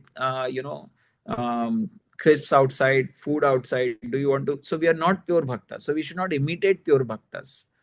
So if we should have some awe and reverence in our heart, but as we become practiced and follow the process over many years and decades, slowly in our heart we will start to love Krishna. And when we love Krishna, it is love that Krishna gives to us. It's not that tomorrow I have tears in my eyes, I have some emotional moments with Krishna, or Krishna reciprocated with me. Krishna reciprocates with everyone. Do you know that? Krishna will reciprocate because Krishna is very kind. He is Bhakta Vatsal. So, but the devotee should not take it like, okay, now I'm a pure devotee, I'm a Mahatma. No, this is not so cheap. This is scientific. Your state of your emotions become proper after many years and decades of devotional service to Krishna. And that's when you bow down with great devotion, out of love and not out of awe and reverence. In the temple of Krishna, we can't see Krishna as he is. Therefore, we see Krishna in awe and reverence as Narayan. So it's really important to not imitate pure bhaktas and go through the process. There is a benefit of going through the process. Lot of people, you must have seen, I don't know if you have seen or not, but you will see that there are people who come to the temple, they'll weep in front of the Lord, for the Lord, and they'll show a lot of affection and love. And that is great. They will very quickly progress to the spiritual path. But if they have been practicing pure bhakti or not, we don't know. But their relationship with Krishna is nice and Krishna is enjoying, that's what matters to us. But if you really have to stamp and verify that no, this bhakti is, then you have to see whether they have been associated with the temple, they have been coming to the temple for a long time, they have been doing service to the devotees for a long time, and has their behavior changed, has the person transformed, are they trying to give up their bad qualities, are they constantly associating with people who have higher qualities than them. Then after many years they will bow down with great devotion. Okay, so not to imitate Ananya Bhaktas. Then another thing is Nitya Yukta, perpetually engaged. Perpetually engaged. They are perpetually engaged. Devotees, we do take up some service, then after some time we are bored. We become like, okay, we don't want to do this service, we'll do some other service. So that is not, you're still Nitya Yukta, you are still engaged continuously, but you keep changing your services. Why this happens is because there is no deep attachment to Krishna, there is no deep attachment to his actual service. We are still at the mental platform. And when we are still at the mental platform, these things will happen. So we should not act like Nitya Yukta. So suppose we are distributing books every day, day in and day out, and everyone's glorifying us. They say, oh Prabhu, you are such nice, you distribute so many books. Oh Mataji, you do so nice, you're distributing so many books. You're very elevated. They will tell you like this. You're very elevated. An intelligent devotee should know that this is not true, because we are still not Nitya Yukta. We are still not perpetually engaged. We still have other desires. So we should not suddenly start to, if someone's glorifying us, we should not suddenly start, yeah, Prabhu, yeah, no problem, I'm happy, and I'm your humble servant. Externally we say we are your humble servant, but internally we cultivate this desire in our hearts. Oh, no, I am advanced devotee now, because they have said few things for me, I am now becoming an advanced devotee. No, this is not how. Only a very well practiced devotee can tell you that whether you are advancing in spiritual life or not. That's why we have mentors in the temples to guide you, to actually know how you are progressing or if you are not progressing. So Nitya Yukta means perpetually engaged. Then Upasate means worship, to worship the Lord. And it also means strictly observes rules and regulations. So, following Ekadashi is fasting when Krishna is, Janmashtami is there. So sometimes devotees say, oh, these strict rules and regulations are not for us. We will not follow the strict. Prabhupada was never speaking about strict rules and regulations. Prabhupada was more about going on about with devotional service. Yeah, true, he was in that sense not very strict with the rules and regulations for austerities, for fasting and all those things, because Western world, no one was so much practiced with fasting in those days. In the modern day, a lot of people do fasting, but essential idea is to follow the rules and regulations which Krishna likes.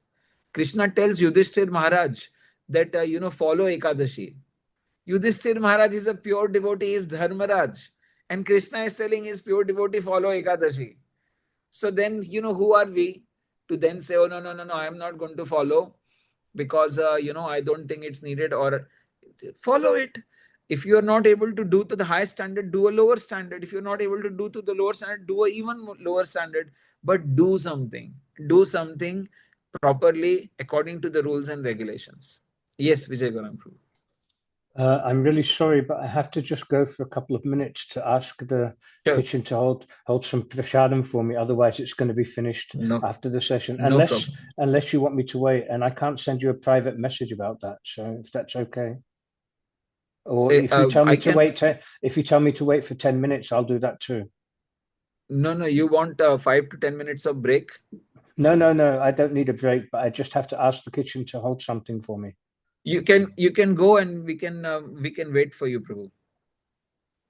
Okay. Are you sure? And I feel like I'm breaking up your session. I don't want to do that either. No, that's okay. No, that's okay. In the meantime, we'll do Q&A, but we'll wait for you before proceeding further ahead. Okay, thank you. Okay, Hare Krishna. So Matajis, if you want to go grab water or take a break, please feel free to. But if you have any question, you're also free to ask and clarify the question till the time Prabhu returns.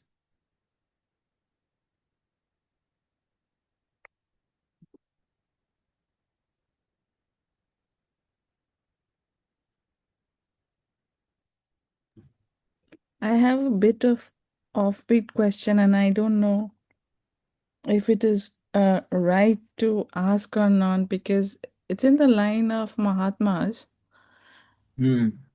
I don't I don't know I should ask it or not, but just like like forgive me. Go ahead. Go Um ahead, Mataji.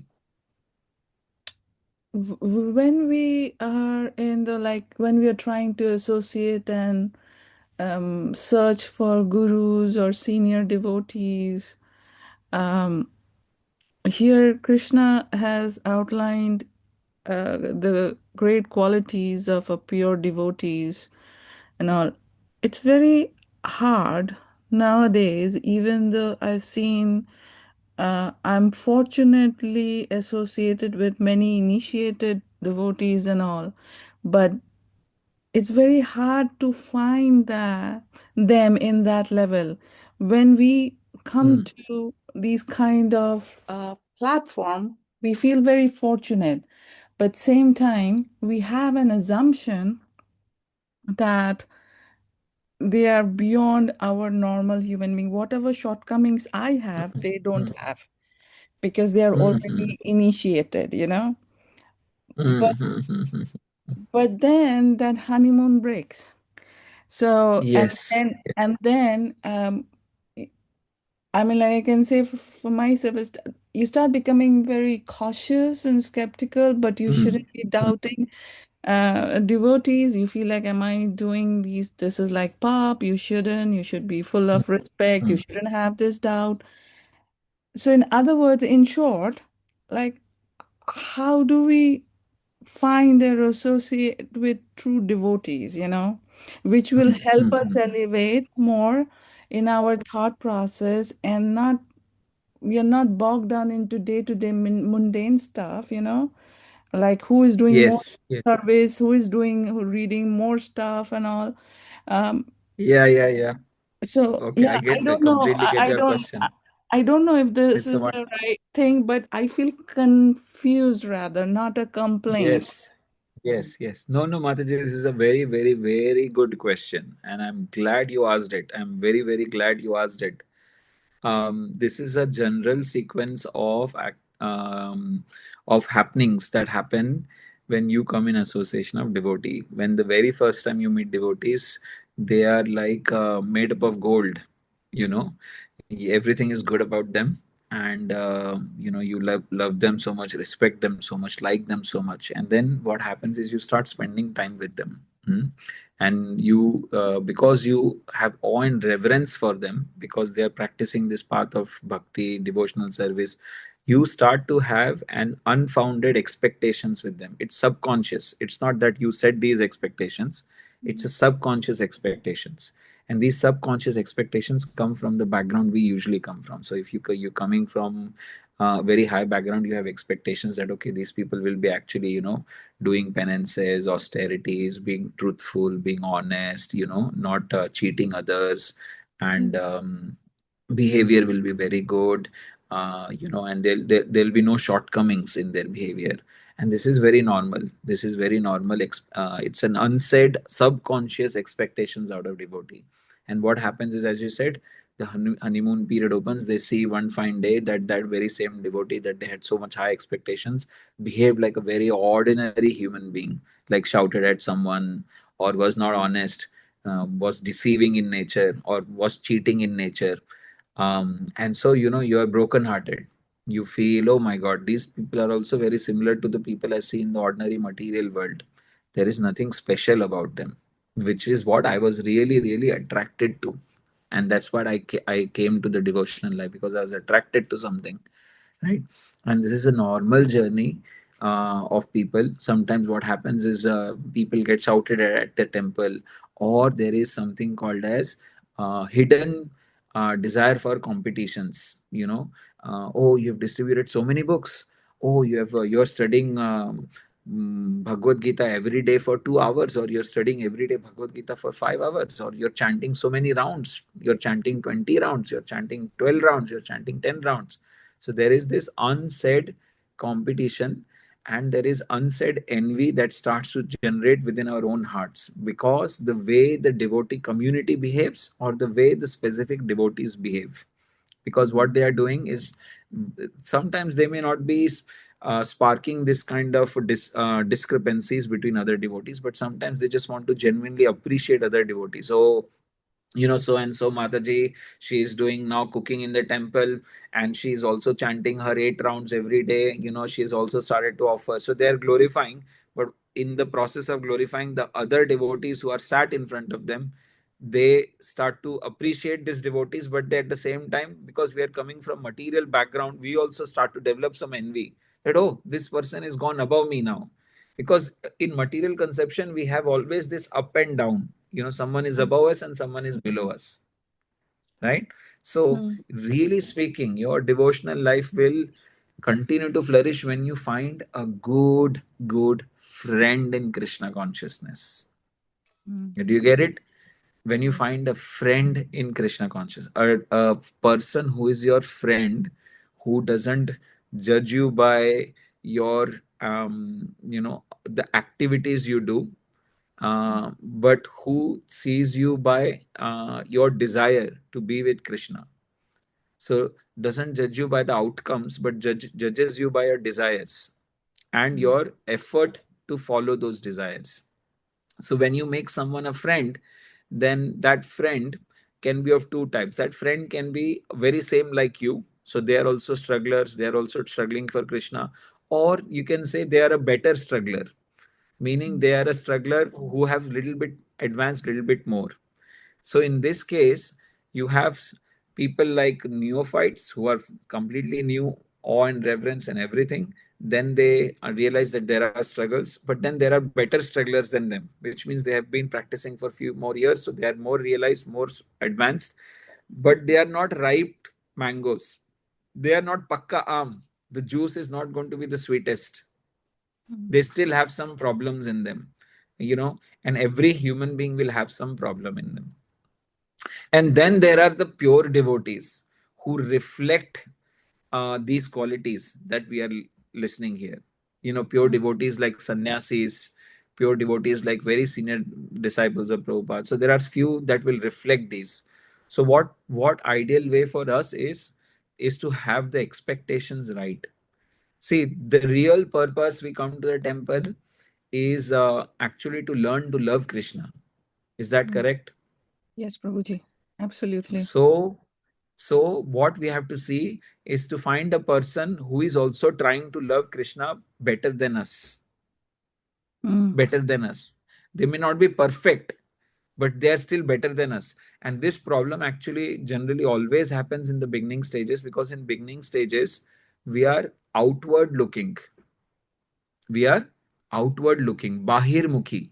And so we are actually examining every single person, and we are trying to find these good qualities in them. And because in the beginning phases, we have no knowledge of Bhagavad Gita. When you study Bhagavad Gita and Bhagavatam specifically, what will happen to you in a period of time is, instead of becoming Bahir Mukhi, you will become Antar Mukhi, meaning you will go inside. You will become switched off from outside, you will start to go inside. When you go inside, you actually see, oh, look, so many times I have lied. I have so much envy. They were glorifying that person, and I was feeling discomfort in my heart. You start to see yourself more deeper, at a deeper level, that okay, everyone was so happy, but my mind was not happy. My mind was still thinking if I could have been better. Or you will start to see your own qualities of, I have so much lust in my heart, my God, I'm never satisfied. I have so much lust. I have so much greed. I can't be happy when someone else is happy. Or I can't accept the situation as it is. I'm not the best. I am not the best in this. I'm not the best in that. I'm just this. I'm very ordinary. I'm not extraordinary. So this is the process of Bhagavad Gita, which is an internal process. When you go internally, when you become antharmukhi, when you start seeing your own problems, then you start respecting everyone else by default, because you realize everyone is struggling with their own internal problems. And then when you see someone who is less broken, or someone who is more stabler, and someone who is better situated in actually understanding these internal problems of their own heart and others' heart, then you take shelter of them because they are better than you, or they are practicing on a day-to-day basis, and they are also going in the same direction. So see, it's better to go with people who are walking in the same direction, right, as opposed to people who are walking in different directions. So we have to find devotees who is ahead of us and is walking towards Krishna, and we are seeing them on a daily basis. We are seeing them that yes, they really want Krishna, they really have a desire for Krishna, and they really want to love Krishna. Yeah, but in the process they have some problems, and problems could be like they're cultivating greed, envy, or a desire for a name or a fame. So you have to find such persons who are not cultivating those things, and you have to associate with them and not have unrealistic expectations. Do not consider devotees as God, as Krishna themselves, but develop love and respect for them. Respect, because everyone should be respected. Krishna is in everyone's body, but the problem is that we also expect that we also get such respect. See, these questions become more prominent in the beginning stages because we are bahirmukhi. But as soon as we start reading scriptures, associate with higher devotees, they force us to go inside. Just by their association, we are forced to go inside. And slowly, over a period of time, we become antharmukhi. Then every time we see something wrong, we say, oh, this person did wrong, but I have also done this wrong so many times. It doesn't matter. The person still loves Krishna and they're still serving. Yeah, if they are not serving, they stop their service. If they have caused other great harm, distress to other devotees, that's a separate case. But can't expect every devotee to be perfect. Krishna says that the unripened mango is soon going to become a ripened mango. Do you get it? Understood, Prabhuji. I said that, Uh, yeah, because for past 2 years I've been an admin of a chanting group, so I feel myself mm, as a mediator more, like mediating and yes. what to hide and not to say so that the fire doesn't go up further. How Yes, to yes. put off water, and some days you feel like, hold on, this is a devotional place, so everyone should be sharing stuff about Krishna and not about Mm. us. So you're putting fire in the personal life, in your job, and then you don't expect to put off fire always. So then you try to find out where can I find a better, little bit more association where you're required to put off fire a little less. I'm not saying because we have so much of material contamination, myself so much, and so there's others. And the moment somebody is initiated, you feel like they have gone through certain rigorous path lot more than I am. So that is No, where they it, only have mercy. They yeah. So, only have had mercy of Krishna. Doesn't mean so they have been purified.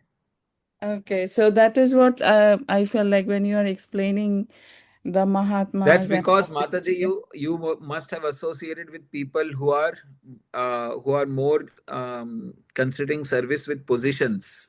And mm, in the beginning stages of life, if someone wants to make you a leader, makes you responsible for a big service or this, then you are attracted to this because materially you are attracted. There is also conditioning, right? In the material world, we are trying for position, progress, promotions. And similarly, when we get something like this in the temple, then that is appealing to us and we immediately say yes. But if you associate with pure bhakti, pure devotees, or devotees on the path of pure devotional progress, they can see and they will tell you avoid some things. They will tell you, see, you come here for Krishna first. So your first job is to actually learn about Krishna. Your first job is to learn how to chant Krishna's holy name.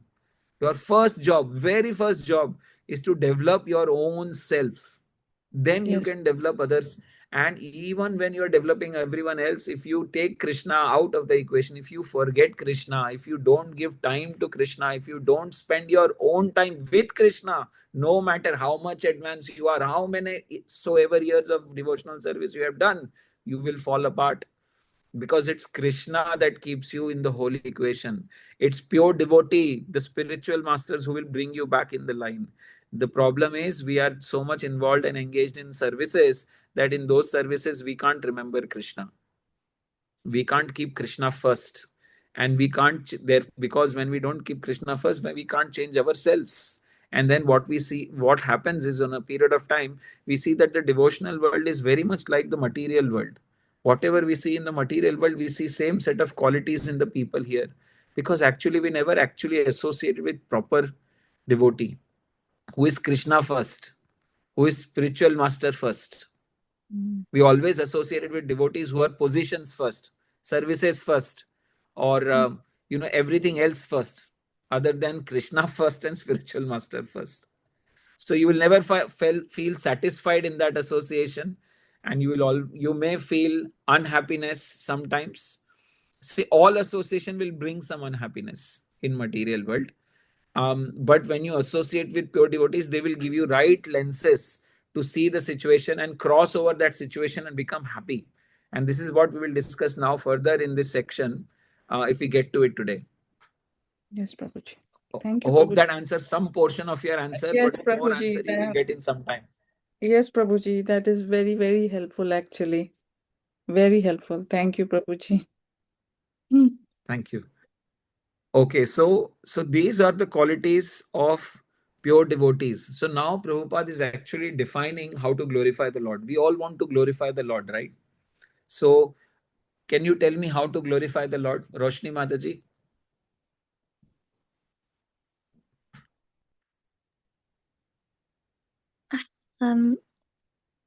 Chanting, Wonderful, very nice. Chanting, worshipping, and worshipping. yeah, like is it all the 9 limbs? No, but Okay. portion of the night. Yeah. So how do you glorify that? So if I tell you now, ask you now, Roshni Mataji, can you start glorifying the Lord? What will you do? Speaking of his pastimes. Wonderful, beautiful. Yes. Okay. What else? Bidisha Mataji, Vijay Gaurang Prabhu, how to glorify the Lord? What will you Worshipping Him, serving the other devotees, then whatever we are preparing for our Lord to worship Him, offering that prasad to everybody. And I mean, like, in addition to what Roshni Mataji said, and as you said, Yeah. like in the beginning, like as we practice, like the Gyan, the Vidhi, and the realization, and any good things happening, good or bad, we are able to go. Bad thing, like a new chapter. Good thing, His blessings. I didn't deserve it, but I got it still. It is His mercy. Mm, Bad thing, He's mm. trying to put me in a place and an important place, so I'm getting these challenges. So Yes. he's there to protect me and help me with my shortcomings, whatever I'm not. Mm, So mm. having those all things, I feel like glorifying the Lord, having trust in Him, chanting Him, worshiping Him, serving devotees, offering Mm. prasad and food of Lord to others, and always think of Him, whoever you're talking, every practical aspects. I'm not saying, hey, go talk about Krishna, but assessing every situation in line of His teaching. Okay. Vijay Gaurang Prabhu, you have anything else? Offering to the Lord. Offering to the Lord. Yeah. I mean, Okay. what does she say? A water, a leaf, fruits. Yeah. I don't know We'll if that come. is glorifying the Lord also. I don't know. Maybe No. there's a difference between offering and glorifying. Yeah, that's offering is developing relationship. Glorifying is literally, glorify the Lord now. Okay, so how do you go about glorifying Him? What aspects that you must cover that will be considered as glory of the Lord? So this is the first time I myself see, when you are in association of devotees, whether you feel uplifted or not, that's the test of association. In any association, if you don't have glorification of the Lord, that association is not going to last, or it may last for some time, but it may not be uplifting association. See, downlifting association, keeping you at the same level, and uplifting association is three different things. So what is the glorify? Yes. What about speaking about the Lord's pastimes? Speaking about the Lord's pastimes. Yes, wonderful. Yeah, so that is the one. Very good point. Roshni Mataji also highlighted. Speaking of the pastimes of the Lord. Very, very, very important. Half the time, when devotees meet each other, they speak to each other about, oh, how are you? How's your devotional service going? How's your health? But there is no discussion of Krishna. There is no discussion of Krishna. In such an association, how are you going to survive? It is the material association. It is not a spiritual association. Sorry, how do you start discussing about Krishna? You just say, I was in a class this morning and we spoke about this and that, and during the class they said this and that. Did you know? And you're going to start a discussion like that? Very good question. I would like to answer this question properly. You'll have to just give me a few moments more. Okay. But this is a follow-on question. Basically, what Prabhuji asked is a follow-on question. What do you mean? Glorify the Lord, meaning speaking about Krishna, but what do you mean? How do you do it? Is it done like this, or is it done like this, or is it done like that? So I'll come to that point in a moment. But how to glorify the Lord? Prabhupada mentions these things. One must glorify his holy name. If you don't have holy names in any session of the Lord, then if you're not glorifying the names of the Lord, not glorifying the holy name of the Lord, then you have not done complete glorification of the Lord. See, the word I have used is must, because this is what Prabhupada is using. One must glorify his eternal form. You meet devotees in the temple, first thing is you can, and not artificially, in natural way. If you have really seen Krishna, taken darshan of Krishna, say, oh, Lord is so beautiful today. He's wearing such a beautiful garland. He's smiling so nicely. So you have been touched by the form of the Lord, and when you meet devotees or when you meet someone, you can glorify the form of the Lord. Then you must glorify the transcendental qualities of the Lord. In an association with devotees, Kathyantascha mam nityam tushyanti cha ramanti cha. What do my devotees do? They are constantly discussing about me, and what do they get from that? They get full satisfaction and great joy. Tushyanti cha ramanti cha. Ramanti means greatest joy. So one must glorify the transcendental qualities. Oh, Krishna is Bhakta Vatsal. Krishna is Makanchor. Krishna, he protects his devotees. Krishna is Natkhat. Krishna is the best teacher. Krishna is best. So you must, to glorify the transcendental qualities of Krishna, you must first know the qualities of Krishna, right? Anyways, and that will take me into another direction. And then one must glorify his uncommon pastimes. Krishna, when he was fighting with Keshi demon, he first, like chastised him. Oh, you don't look like a horse demon, you look like a donkey. So Krishna, will make fun of his enemies and opponents. So Krishna does uncommon pastimes. So the problem comes when we take association of devotees and we don't have any of these. In that association, we are, and what Prabhupada says one must glorify all these things. Yes, Vijay Gaurang Prabhu. Please give me an example of a common pastime. Would that be Hiranyakashipu or baby Krishna with the butter? That's a common pastime. This is another follow-on question. I don't know. I'm sorry. Yeah, no, you are right. Everything that Krishna does is very uncommon. There is nothing common about Krishna, So the question is, what are common pastimes of Krishna? Common pastimes, when he was a teenager, he would take the cows out. When he became, 5 years of age, every day he would go out on cow grazing, taking cows to so these are like his common pastimes. But there are uncommon pastimes. He would not accept slippers, because his cows didn't have slippers. because each cow has 4 legs. He demanded from Mother Yashoda, not asked. He demanded from Mother Yashoda that you will give me slippers for all 400 or 9 million cows, something like that. So 9 million into 4. So he said, if you can't make those many shoes, I'm not going to accept shoes. And then he put every single Brajbasi in great anxiety because he wouldn't take slippers.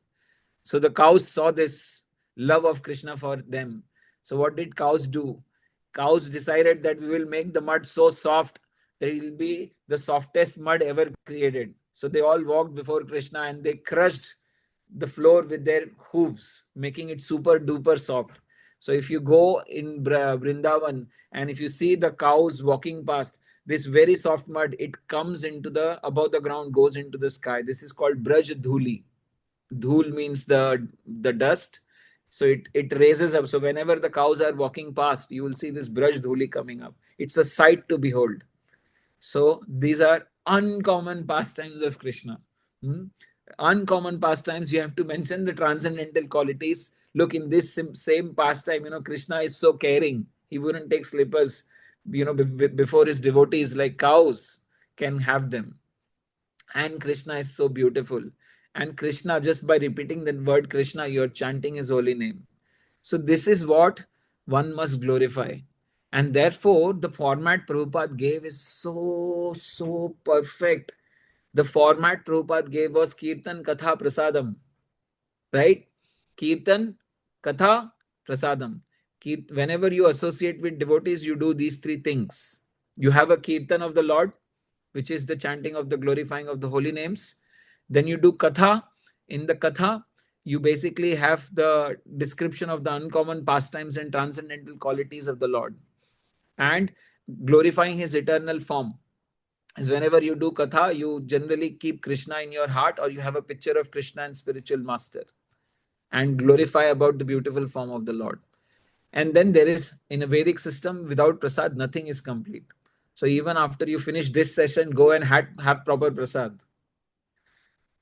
Because by having proper prasad, at the time of eating prasad, at the time of honoring prasad, you should think of Krishna. You should think of whatever you heard of Krishna today, or whatever stood out, whatever reflection you have, whatever questions you have.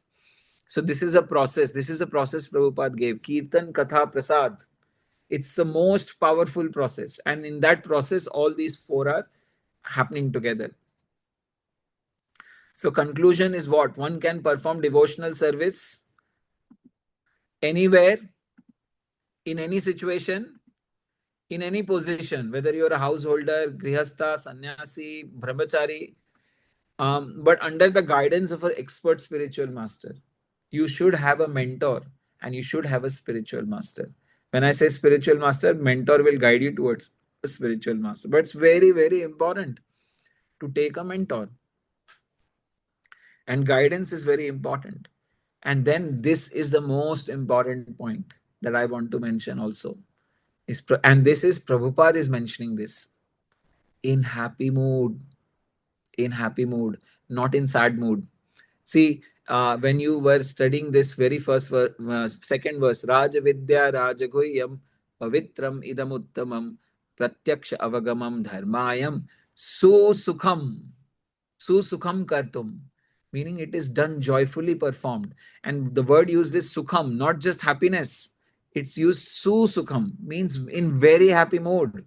So whenever you are with devotees, whenever you are performing devotional service, you should be happy. You should be in a happy mood.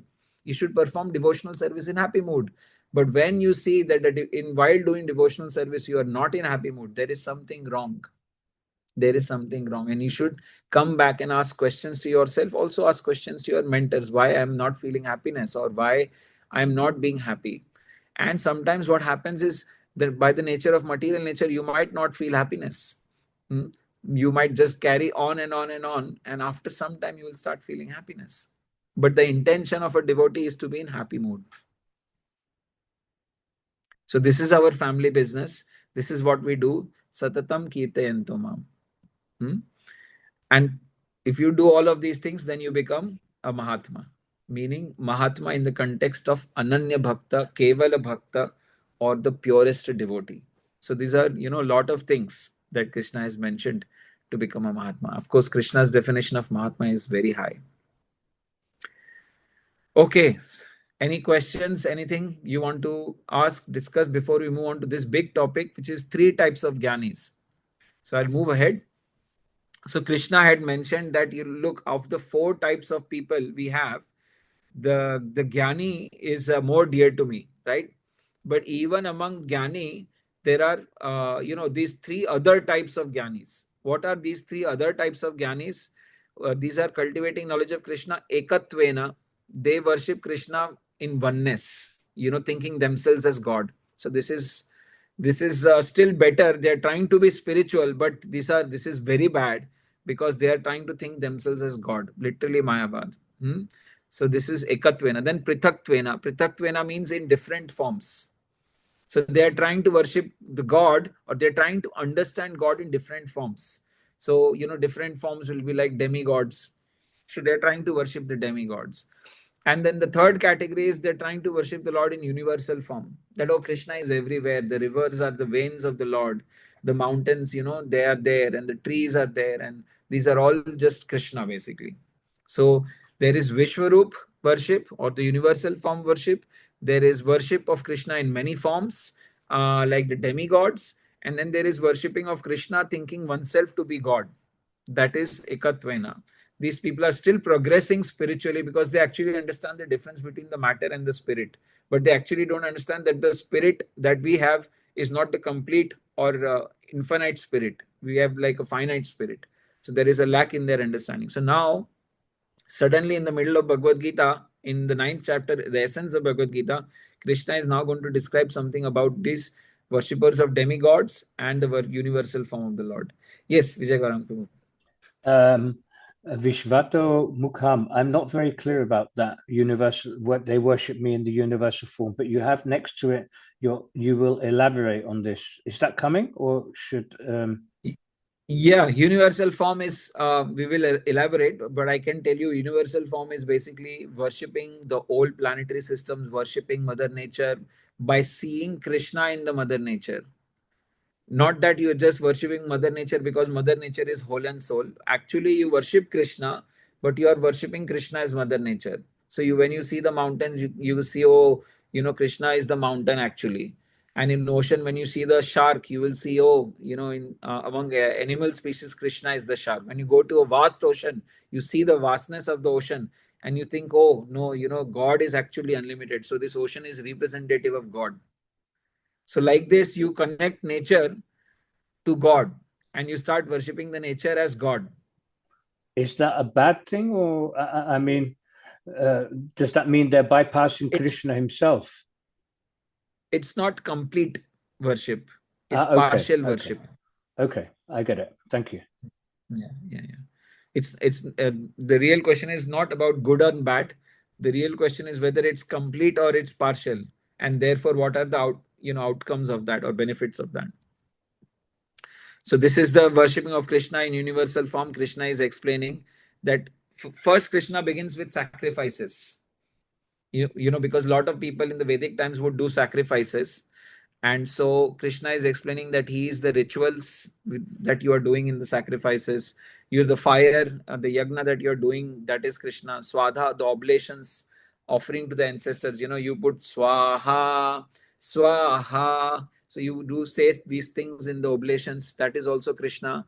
Aushadham, the healing herbs that you put, is Krishna. The mantra that the people are chanting from the Rig Veda, Sam Veda, that is also Krishna. The ghee that is offered, which is the most essential part, is also Krishna. Fire is Krishna. Hutam, the act of offering, that you have to have those tongs and you are offering with those tongs inside. That's also Krishna. So Krishna is saying this entire process of sacrifice is me. Now I'm going to bring you back to the very first point of this chapter. The very first point was, it was mentioned that anyone who is performing devotional service or bhakti has already studied all the Vedas, has already done all the sacrifices and penances. This was mentioned, right? This is the basis on which it is mentioned. The basis is, in other words, the Vedic sacrifices recommended in Karma Kanda division of the Vedas are in total also Krishna. So all the sacrifices that are mentioned in Vedas, they are actually Krishna. because Krishna is directly saying that he is actually all of these things. So, thus, we are concluding that those who are engaged in rendering devotional service or bhakti unto Krishna are to be understood to have performed all the sacrifices recommended in Vedas. Because all the sacrifices are actually Krishna themselves directly. Therefore, someone who is doing direct devotional service to Krishna as opposed to doing those sacrifices, it means that they have already done the outcomes of those sacrifices, because the outcomes of those sacrifices actually to worship Krishna. You're doing this sacrifice to doing worship Krishna. But if you're directly worshipping Krishna by loving him, by offering him obeisances, by offering him food, if you are engaged in direct devotional service, then the benefit of doing this fire sacrifice is already available to you. That's why it is said that those who are ending devotional service, they are understood to have performed all sacrifices recommended in the Vedas. So someone who is a devotee of Krishna, they are already advanced in karma kanda. They don't have to get into indirect methods of worship. Is that in previous lifetimes? Are you referring to that? That is also mentioned, that in previous lifetimes they have already conducted all of this. But even in this lifetime, right, when you are directly worshipping Krishna, which is actually the outcome of worshipping, doing sacrifice. See, Yagya is Krishna. In the previous verse, if you see, Krishna says, I am Yagya, I am the oblation, I am the mantra, I am the ghee, I am the fire, I am the uttam. So if Krishna is all of these, so the whole purpose of sacrifice is to worship Krishna like this. But you are, instead of doing this, you basically already go and worship Krishna directly. This is indirect worship. So when you do a direct worship of Krishna, then in direct worship, all the indirect things are already included. The benefits of all the indirect things are already included in the direct. So that's why there is this statement which says that, okay, whoever is engaged directly in devotional service, all the benefits of Vedic sacrifices are already available to them. Because the purpose of Vedic sacrifice is to worship Krishna. And the person is already worshipping Krishna directly. So the benefits are there directly. So whether they are done in the previous lifetimes or whether they are in this lifetime, it's the same thing. And this is what Krishna means by his universal form. So here are the few things that I'm going to touch upon. These are very, very, very beautiful verses. Pitaham asya jagato mata dhata pita maha. So Krishna is saying that he is Pita, father. Just very recently, I lost my father. Just in the month on 4th of January, I lost my father. And, there was a great pain in my heart, because father is father, they have taken care of you, they have loved you, they have provided for you, they've always wished well for you, they've always wanted good for you. So there's a great pain. But really, the only way for me to understand this is, in fact, even for my father, his father was also Krishna. Just like for me also, my father is also Krishna. So, if someone is looking for that love of the father, one should start loving Krishna, because actually Krishna is the original father. Krishna says he is the mother also. So whatever love you have gotten from your mother, if you think your mother is the most loveliest person, and whatever love you are getting from your mother, that love is actually love of Krishna. Krishna gave you that mother. Krishna gave you that father. Otherwise, how would have you gotten that love? But unfortunately, what happens? People start to pray and worship their mother and father more, and they forget the Lord. They forget the Lord who has actually given them their mothers and fathers. And this happens quite often in India, Oh, there is no need to worship God. Just worship your mother and father. Ganesha worshipped Lord Shiva, his mother and father, and he didn't worship the Supreme Lord. So we should also worship our mother and father. We should not worship the Supreme Lord. Have you heard this before? You have not heard it, okay. But this is very common in India. But Ganesha was worshipping Lord Shiva, who was a pure devotee. So he was worshipping a pure devotee of the God, not just his father. He says it like that. I'm worshipping Lord Shiva because he's a pure devotee. So therefore, we should not imitate these demigods or these amazing personalities. We should, father and mother are to be worshipped. Krishna says this, but first worshipper is the God. You worship Krishna first, and after Krishna comes everyone else. Hare Krishna, Prabhu. Hare Krishna, Madhuri. My mother says that to me. It's quite funny. When they want to extort their children and extort good behavior out of them, or extort some benefits out of them, then they will say this: oh, mothers and fathers are to be worshipped as gods. No, mothers and fathers are to be worshipped, but not as gods. They are to be worshipped, but their first worship should go to Krishna always. Then one should worship the spiritual master, next level. Then comes the number of parents. First is always God, then comes spiritual master, then comes parents. But this is very common, in Indian families, backgrounds. Dhata, support. Krishna is the support. This whole life, people are looking for some support, from insecurity, support from relationships. Sometimes the relationships are broken. There is a very famous saying which Socrates mentioned, and after reading this, I laughed and laughed and laughed. And this saying goes both ways. He has used one gender, but the saying goes both ways. The saying goes like this. You want to hear? Yes, Prabhu. So the saying goes like this. He says that if you have a good wife, then you have a happy married life. And if you don't have a good wife, then you become a philosopher. He himself was a philosopher, okay?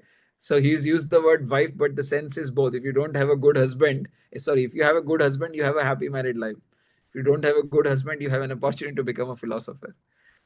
So, but essence of this is that he was trying to say that, look, life, even if it feels like it is not the best, actually it is just presenting another better opportunity to you.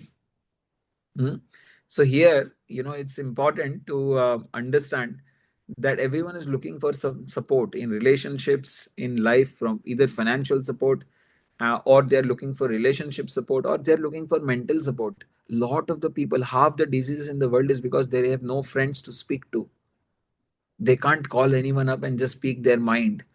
In old age, NHS spends so much money if you go to the villages, there are doctors who have been told to go into homes of elderly people and just keep a check on them. And all these doctors, visiting doctors, all they do is they go to the doors and they have a word with these elderly people. You can't imagine how much joy they feel, because actually there is no one to speak to for them. There is no one to listen to. So they have no support. So if you have no support, and if you have connection with Krishna, then you know that you always have a support. What a great joy to the heart, what a great protection to the heart that is. If you have this relationship with Krishna, then you know that you always have some support. Even if no person of the world is with you, you have heard of great devotees like Mirabai and others.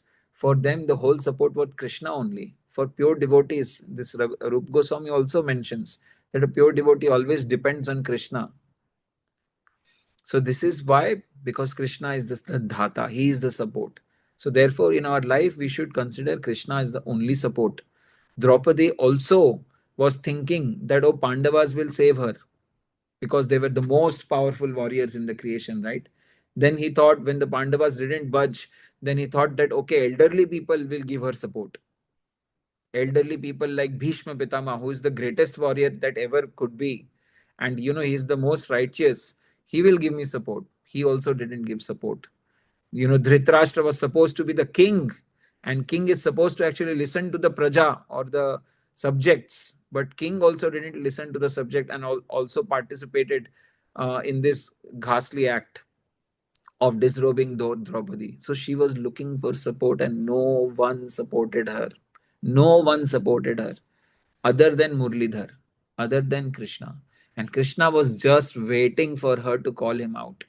Krishna was just waiting. Why is she not asking for my support? Why is she not asking for my support? And Krishna tells Rukmini that I'm not finding a way to reach her because she's not calling me out. So the moment Draupadi called out for Krishna, and she hadn't even taken the full name of Krishna, she only had said go. Govinda she was supposed to call out, but she only said go, and Krishna was immediately available to support her, to help her. So therefore, in our life, we should always seek support in Krishna. Don't seek support in other people. Seek support in God. Bharta, sustainer. This word is so important. Sustainer. Krishna is the sustainer. Oftentimes when you are young, whatever activities you do, they are not perfect. They always have some mistake. So, I would always pray to the Lord, when will the day come that I will do my service properly without any mistakes and I can sustain it? Sustenance is a very important thing. So Krishna can help you sustain, because he is the actual sustainer. He is sustaining the whole material cosmos. He can make you stable. Stable, you understand? A stable devotee is a peaceful, happy devotee, happily engaged in devotional service and progressing. And they are loving Krishna. They are liking Krishna. They are enjoying their devotional life. Ask yourself this question: are you enjoying your devotional life? But you also have to understand, enjoyment is mental state.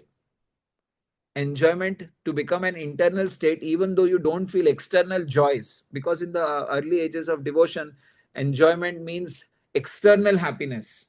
No, this is an internal state of existence, internal state of joy.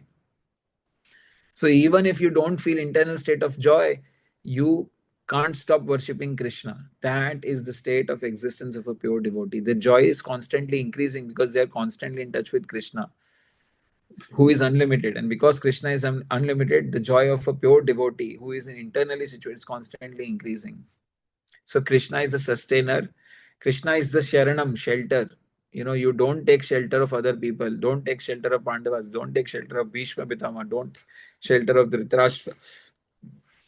Take shelter of the Supreme Lord only. Krishna is the only shelter. There is no other shelter. Everything else is fake. If you have been told that, oh, you can become friends with some big politician or some very wealthy person in your family, and they have very good position, and you be nice to them, so then you might think that in your times of distress, in times of your need, when you are financially not good, when your health is not good, they will come and help you. They will give you support, or your daughter will give you support, or your mother will give you support. When my own father was dying in front of me, I couldn't do anything for him. I couldn't support him, no matter whether I had wealth or not, whether I was personally present in when he was suffering, I couldn't do anything for him. So who was doing anything for him? It was the holy name of Krishna. He was chanting Krishna's name. He had taken shelter of a spiritual master. Spiritual master was giving shelter to him. Whose shelter? Krishna's shelter. So shelter of can only be of Krishna. There is no other shelter in the material world. Suhrit, Krishna says he's most intimate friend. Suhrit. There is no other friend as Krishna. See, sometimes you have something in your heart, you want to speak to someone else and you want to tell them, but that other person doesn't understand your heart. Correct? This often happens when two people are in love. They are thinking, oh, this is so nice. He cares for me, she cares for me, and everything is nice. But slowly, over a period of time, you will realize the hearts are not matching sometimes, or there is miscommunication. What is miscommunication? Miscommunication means mismatch of the state of the heart. State of the heart becomes projected in mind, and mind gets projected in words. So, who can actually understand you the most? It is Krishna, because he's right beside your Atma, is Paramatma. He listens to you every day, day in and day out. When Dhruva Maharaj had actually taken darshan of Krishna, he was only 5 years old. Only 5 years old. When Lord came, he was weeping and he wanted to glorify the Lord. His heart desire was to glorify the Lord.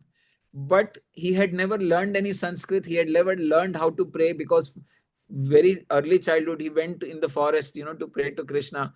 So he never knew how to actually glorify the Lord. And Krishna, seated next to his Atma as Paramatma within his heart, immediately knew that he wants to glorify me. So what did Krishna do? He touched his conch shell on the forehead of Dhruva. And when Dhruv had this conch shell touched, he got entire ability to glorify the Supreme Lord. All ability one can have. And then he offered very, very beautiful prayers. So actually, you can always complain, no one understands me. How should I express myself? There is my partner doesn't understand me, my boss doesn't understand. I mean to say this, I intended to say this, but whatever my intention was, the understanding on the other side was different. But who understands you the most? Krishna. And Krishna, therefore, is your dearmost friend, always seated to you. You can always speak to him. Always speak to the Lord. He is always seated with you. But the problem is, we don't speak to the Lord. He is the purifier. He can purify you. If you have committed some sinful things in the past, if you have done something, then Krishna is the one who can purify you. And there is a very powerful story regarding this. Have you heard the story of Ahilya? No? Ahilya was a wife of Gautam Muni. Yes, and the one that then Ram, he touched yes, his feet. Yes, he The rock. had, yes, yes, yes, yes. Prabhuji. Wonderful. That's yes. So, Roshni Mataji, you were saying something? Yeah, she turned into the rock, Yes. and then with the touch of Ram's lotus feet, he came out. Exactly, exactly. So, she was cursed. Ahilya was cursed by Gautam Muni, her husband, to become a stone. And when she started to beg forgiveness from him, his heart melted. And he said that no one can purify you from your very ghastly sin that you have committed of cheating on your husband. But, Lord is the purifier of everything. He can purify the three worlds. When his lotus feet is going to touch you, then you will be completely purified and you will be purest as of the pure. And that's what happened when Lord Ram came. They were passing through the forest, and then they saw this. Lord Ram saw this stone, and he stopped in that place. And his spiritual master at that time, he asked him, "Why have you stopped?" And Lord Ram said, "No, I'm intrigued." And so the story of Ahilya was told to him, and as if he already knew, but he went there and he put his feet on the stone. He stopped. Lord Ram took mercy. He stopped in that place. Who stops? Only Bhaktavatsal Krishna can stop. Only Bhaktavatsal Lord Sri Ram can stop. So he stopped in that place for his devotee, and he purified Pahilya of all her um, apavitrata. So Krishna's holy name can purify everything. Hmm? Krishna is the Vedas, and Krishna is actually the goal. No one knows this, that Krishna is the goal of life. Even if devotees know this goal of life, they are still distracted in their devotional service. But constantly remind yourself that Krishna is the goal of life. Okay, anything, any thoughts, any questions so far before we get into demigod worship? I think this section you know almost most of it, so I'll quickly run through this section. Krishna, he is mentioning here that, some people who behave very nicely in the material world, right? They are nice to everyone. They are doing punya, they are doing Vedic sacrifices. They are nice sons. They are nice daughters. They are nice everything. They never cheat. They are honest, and all good qualities, no envy or reduced envy, or all of these things. Then what happens to them? They accumulate huge masses of punya. And but because they still have this desire to be enjoyers, desire to enjoy, therefore what happens? They enter into the heavenly planets to enjoy celestial delights. But what happens after their enjoyments, after their credits of punya is completed? They fall back again to the material world. That's what happens to them. So they come back to the earthly planets, and so this is a cycle. Prabhupada calls this as Ferris wheel. There is this London Eye. You reach to the top, and then you have to come down, and then you don't like it so much when you're down, but when you keep going up, you are enjoying it so much. But then that descent from the top back to the lower portion, back to the ground, is not so enjoyable. You're feeling like, no, no, no, I should just be up, but you are forced to come back down. So this is what is the situation with people who are just doing piety. no devotion, no true devotion, only piety. So here Prabhupada says devotional service begins with chanting the Hare Krishna Mahamantra and side by side trying to understand Krishna in truth. See, if you are just engaged in chanting the holy name of the Lord or just engaged in devotional service of the Lord, but you are actually not making any attempt to understand Krishna, then it is called blind faith. Just you are doing it blindly. So how do you understand Krishna? If you continue to do devotional service over a long period of time and simultaneously hear and listen about Krishna or read from the scriptures. That's why reading scriptures is so important. Bhagavad Gita specifically, Srimad Bhagavatam, Bhagavad Gita, Chaitanya Charitamrita. Only 3 scriptures we have to read in this lifetime to be perfect. Only 3 scriptures. What a deal. To become liberated, to become perfected, to go back home, back to Godhead, to understand Krishna fully. You have to just read these 3 scriptures properly and remember them. So this is what is very, very important. We have seen in temple, lot of people come. In Manor, we have seen, in Soho, we have seen, in other temples, we have seen. There are devotees who have been coming to the temple for 20, 30 years. Okay? And they have been doing the service in the temple for 20, 30 years. But their knowledge of Krishna is not there, or they are not so much interested in knowing Krishna at all. They're just interested in doing service, taking some prasad, having good association, meaning the socialization association, not devotional association, socialization association, and they are gone back and to home, and then they again repeat this over a long. So these people will be greatly benefited. Yes, Vijay Gaurang Prabhu. That was my question. They will have piety credits. So when they come back in the next lifetime, they will continue from there? Yes, because they have done devotional service to Krishna, they won't necessarily go to heavenly planets until they have a desire to do so. Krishna will basically, even though they have not given Krishna full, but Krishna is a different kind of a lover. Even if you give Krishna something, Krishna considers this as everything. What Krishna will do is Krishna will grab that person and he will make them get the knowledge about Krishna. In this lifetime or next, he will change their situation. He will send distress, or sometimes he will send additional joy. They will be forced to learn about Krishna. This is what Krishna is. Roshni Mataji. Bro, recently I've been wanting to read more. So I'm just going through the Srimad Bhagavatam. Wonderful. And I'm trying to spend more time reading. I want to just read through all of it, and then the Chaitanya Charitamrita. Very nice. Yes. I just want to know, is it okay to spend more time reading for now rather than doing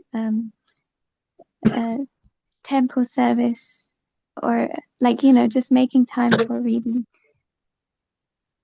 Very, very, very, very good question.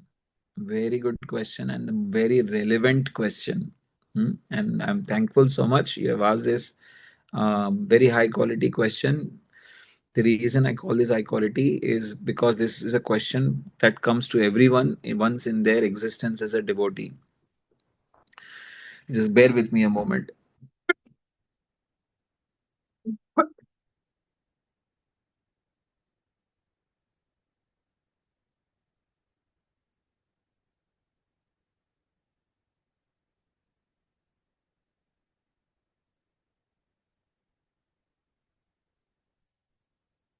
So, Roshni Mataji, answer to your question is that if you just simply continue to spend a lot more time in just reading, then what will happen is this knowledge is not a knowledge which we can get. It's a revealed knowledge, and secondly, it's a assimilated knowledge.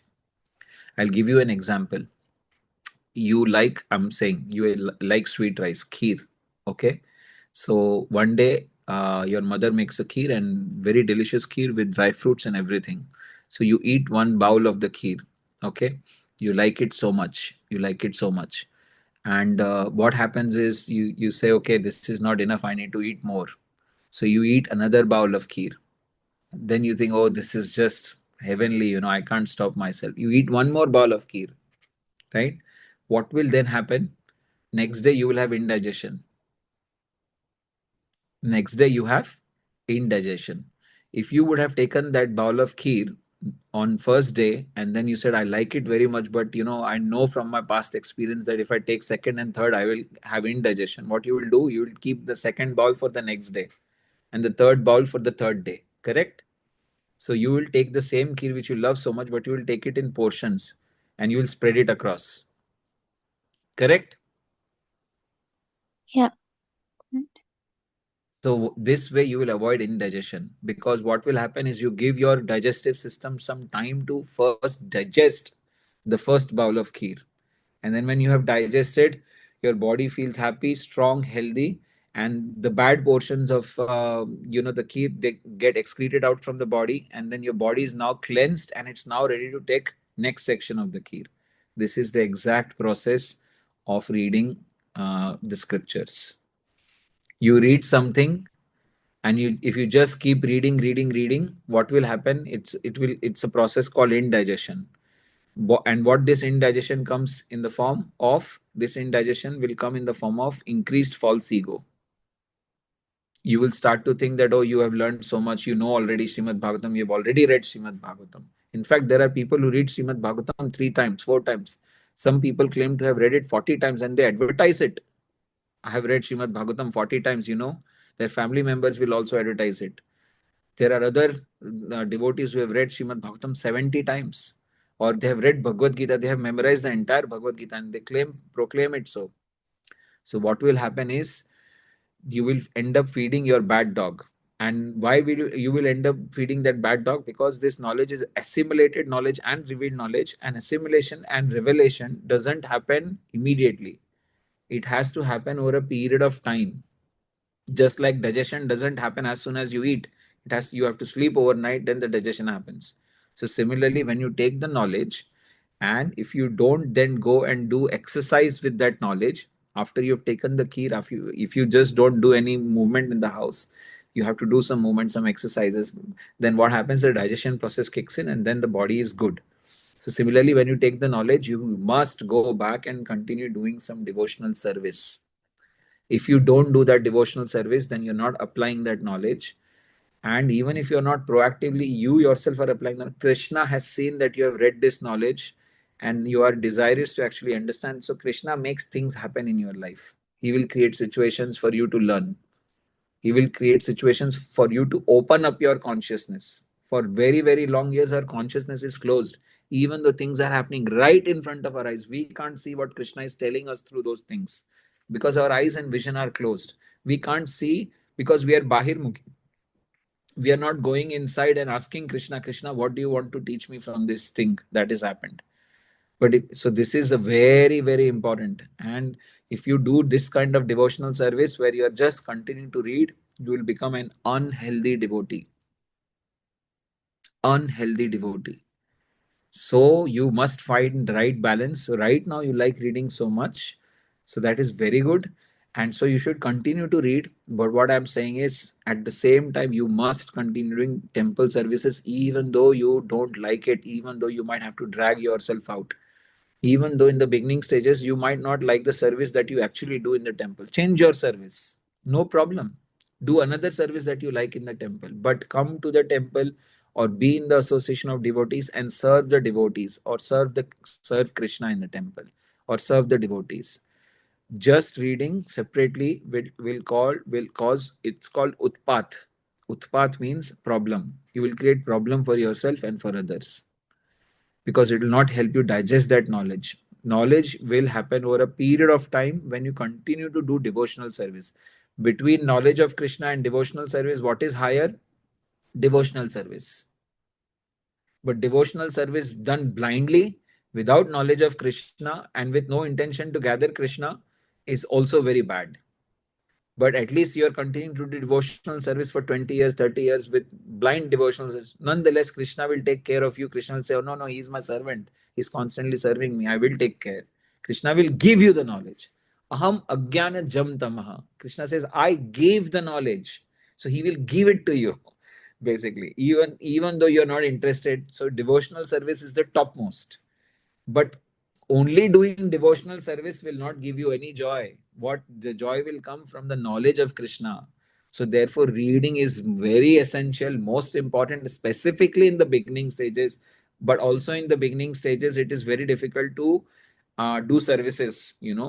So this is a balance a devotee must strike. Both must be done. Full stop. There is no other process outside this. Bhakti Rasamrit Sindhu, Bhagavad Gita, Srimad Bhagavatam, both are affirming this.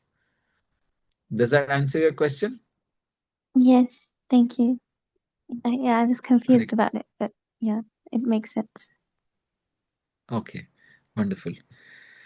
So this is demigod worship, and we come back. We are in this Ferris wheel. We don't want to be there, and then see, Krishna is now describing demigod worship, universal affairs, but nonetheless, because this is heart of Krishna, Krishna keeps sliding back about pure devotional service in this chapter. Even when he's speaking about universal form, even when he's speaking something about demigods, Krishna is sliding in this verse and he's telling about pure devotees. And this is one of the best verses, topmost verses that can give so much protection, joy to the devotee. Krishna says, Ananyaschintayanto mam ye janha pariyupasate tesam nityabhiyuktanam yogakshemam vahamiham. So Krishna says that I will preserve what you have and I will give you what you lack. So there was one very great Brahman, devotee of Krishna, very great devotee of Krishna. And then Krishna, what does he say? Vahami aham. Krishna says, aham means me, myself.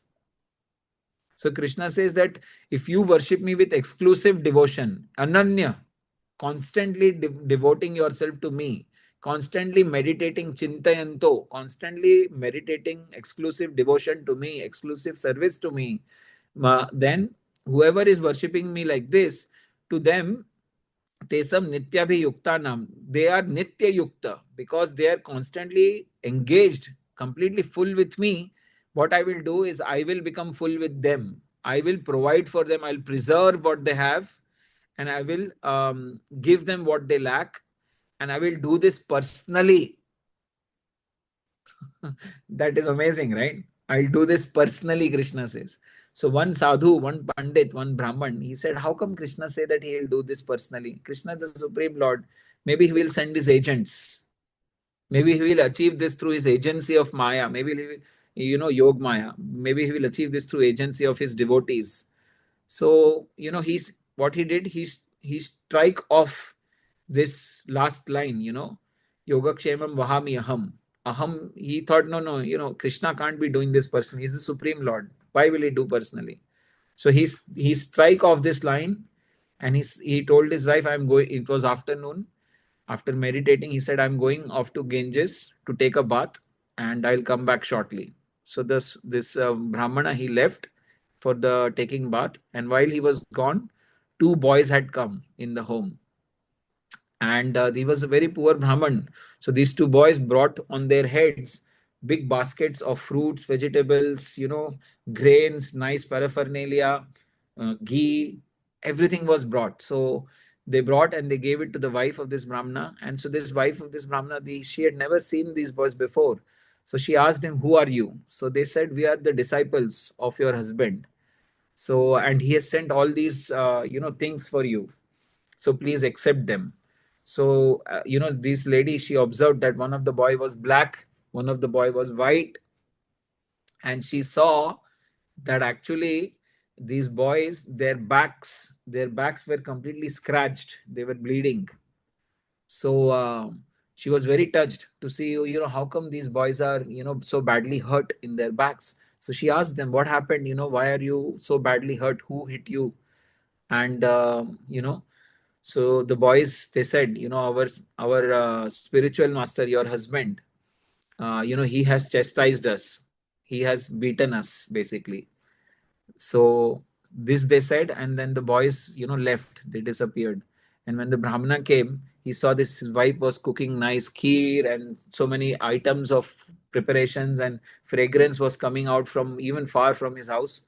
So he asked, what happened, who has given all these things? And she said, oh, you sent your two students, and they brought all these things. They said they are your disciples. But I must tell you one thing, you are a very harsh person. Why did you hit these two disciples of yours so badly in the back? They were completely scratched and they were bleeding. This is so bad of you. So this Brahmana then realized that, oh my God. Immediately he asked her, how did the students look like? So she said, oh yeah, one boy was blackish, one boy was very white, like this. He had a small flute in his waist. So this Brahmana completely understood now. He realized what grave mistake he had done. And he realized that when the Lord promises something, he does it. So with this Brahmana was a poor Brahmana. So Lord Krishna personally came to give him this paraphernalia, because he was ananyas chintayantum. He was constantly serving the Lord. He was a constant devotee of the Lord. Not a moment had gone in his life without the Lord. So he realized this grave mistake of cutting this line of the shloka. It was this shloka that he touched. And realizing that no, Krishna personally comes for his Ananya devotees. So see, this is such a big blessing, right? Do we want to become Ananya devotees? What do you say? Do you want to become Ananya Bhaktas?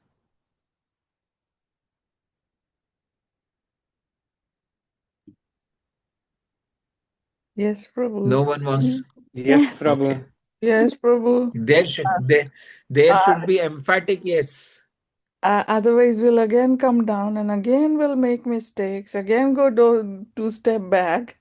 Even though we might remember things, I know Krishna says, like, you start from where you finish, but in the process, God knows how many offenses we will do, and that's always the fear of coming back again. Yes, this is a good fear to cultivate, Mataji. Very good fear to cultivate. But Ananya Bhaktas, they transcend fear. They don't care for what will happen, but they will only care for devotional service. And if when I ask you, you should have an emphatic yes. Jesus said, right? You should not be, if you are hot or if you are cold, never be lukewarm. So whenever you have an opportunity to think whether you want to become a pure devotee, it should be immediate, spontaneous, with full excitement and with full energy. Yes, I want to become an. Who doesn't want to become an unalloyed devotee of Krishna? I was given looking for Krishna the microphone. I'm looking for the microphone button. Wonderful. Yes, yes.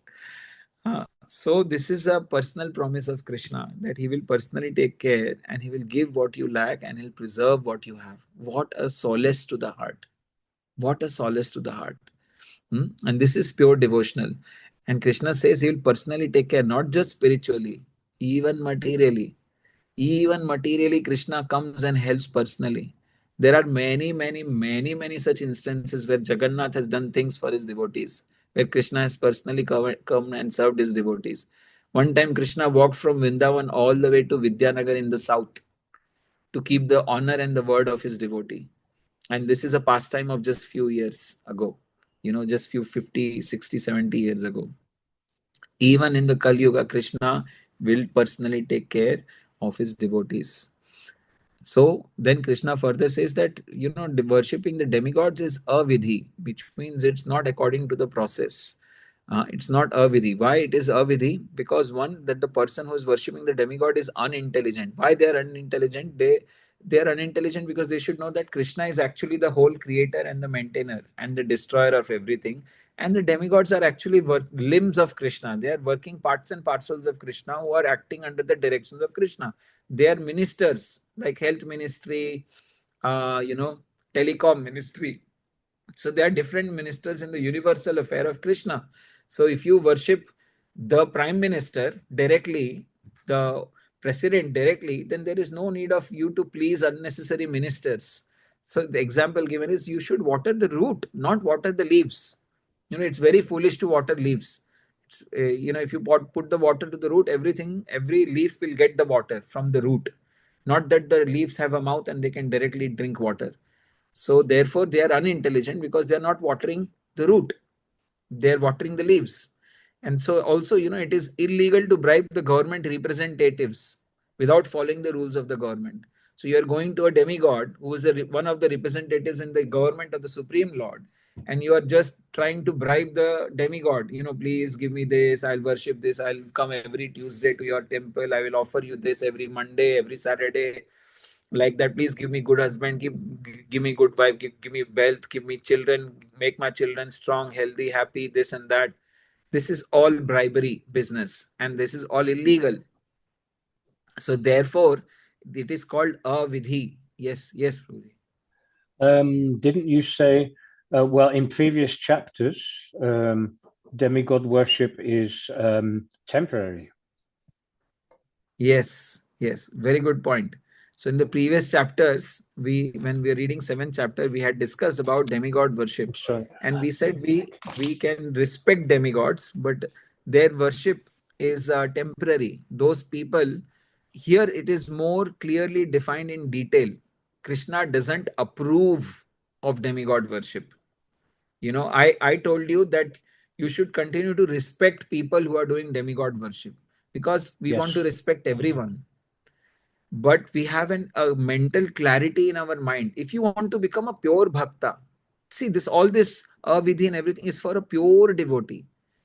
If you want to be a mixed devotee, partial devotee, mixed devotee, then you continue to.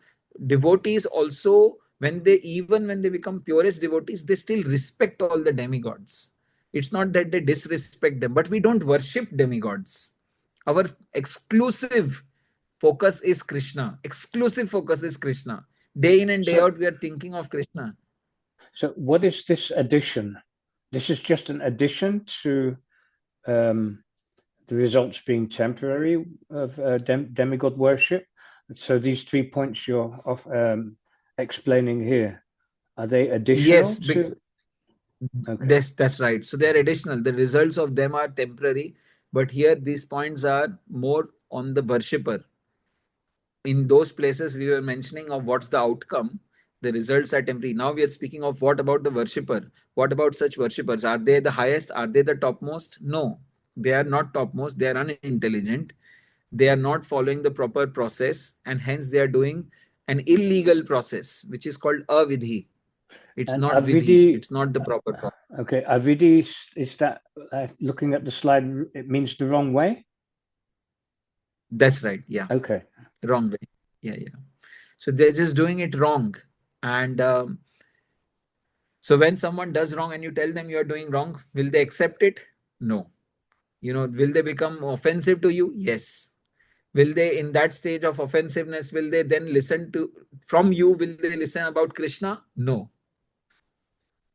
So the simple point is, you don't offend them. Offer them respect, because Krishna is also seated in their bodies.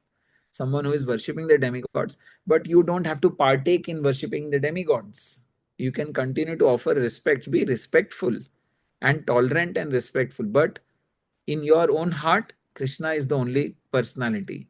No worshipping of the demigods. We'll follow the Vedic Vidhi, which is Vaishnav Vedic Vidhi, because we want to exclusively focus on Krishna. And the reason we want to exclusively focus on Krishna is because Krishna says, Ananyas Chintayanto Mam. Whoever is exclusively meditating on me, exclusively worshipping me, for them I carry what they lack, I preserve what they have, and I come for their personal maintenance. I do it everything personally. That's what we want. We want reciprocation. We want love of Krishna. We want to pleasure of Krishna. That's why we want to be exclusively for Krishna. That's why Krishna is mentioning those devotees who are not worshipping me directly. They are unintelligent. Krishna is not telling them that they are rascals, fools, all these things. Krishna is just saying they are unintelligent. They don't know the process. They are not following the process.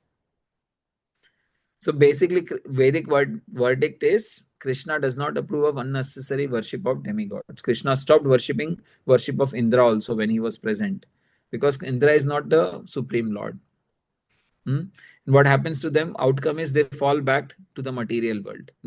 Because Krishna is the only enjoyer, they fall back to the material world. And then he's mentioning that, different worshippers go to different destinations. This was also mentioned in chapter 7, but it's repeated here.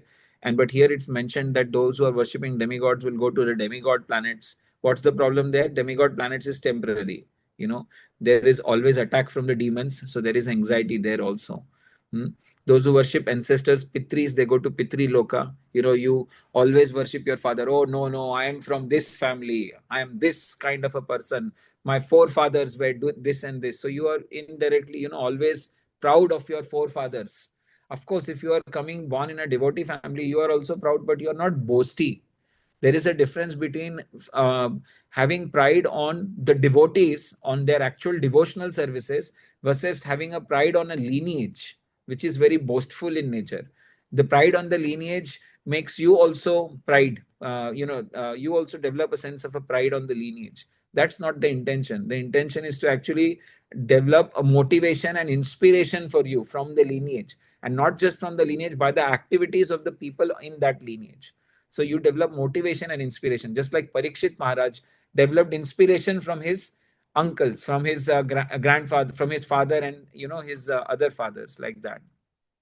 So the aspect of coming in a line of people who were great worshippers is motivation, inspiration, and good examples, and that you have a good example to follow on from. And it's not that, oh, I'm so proud, I belong to this family, where you attach like a boastful attitude for it, whereas actually you have not accomplished, or you have not followed in that line of disciplic succession, not done what those other people have done.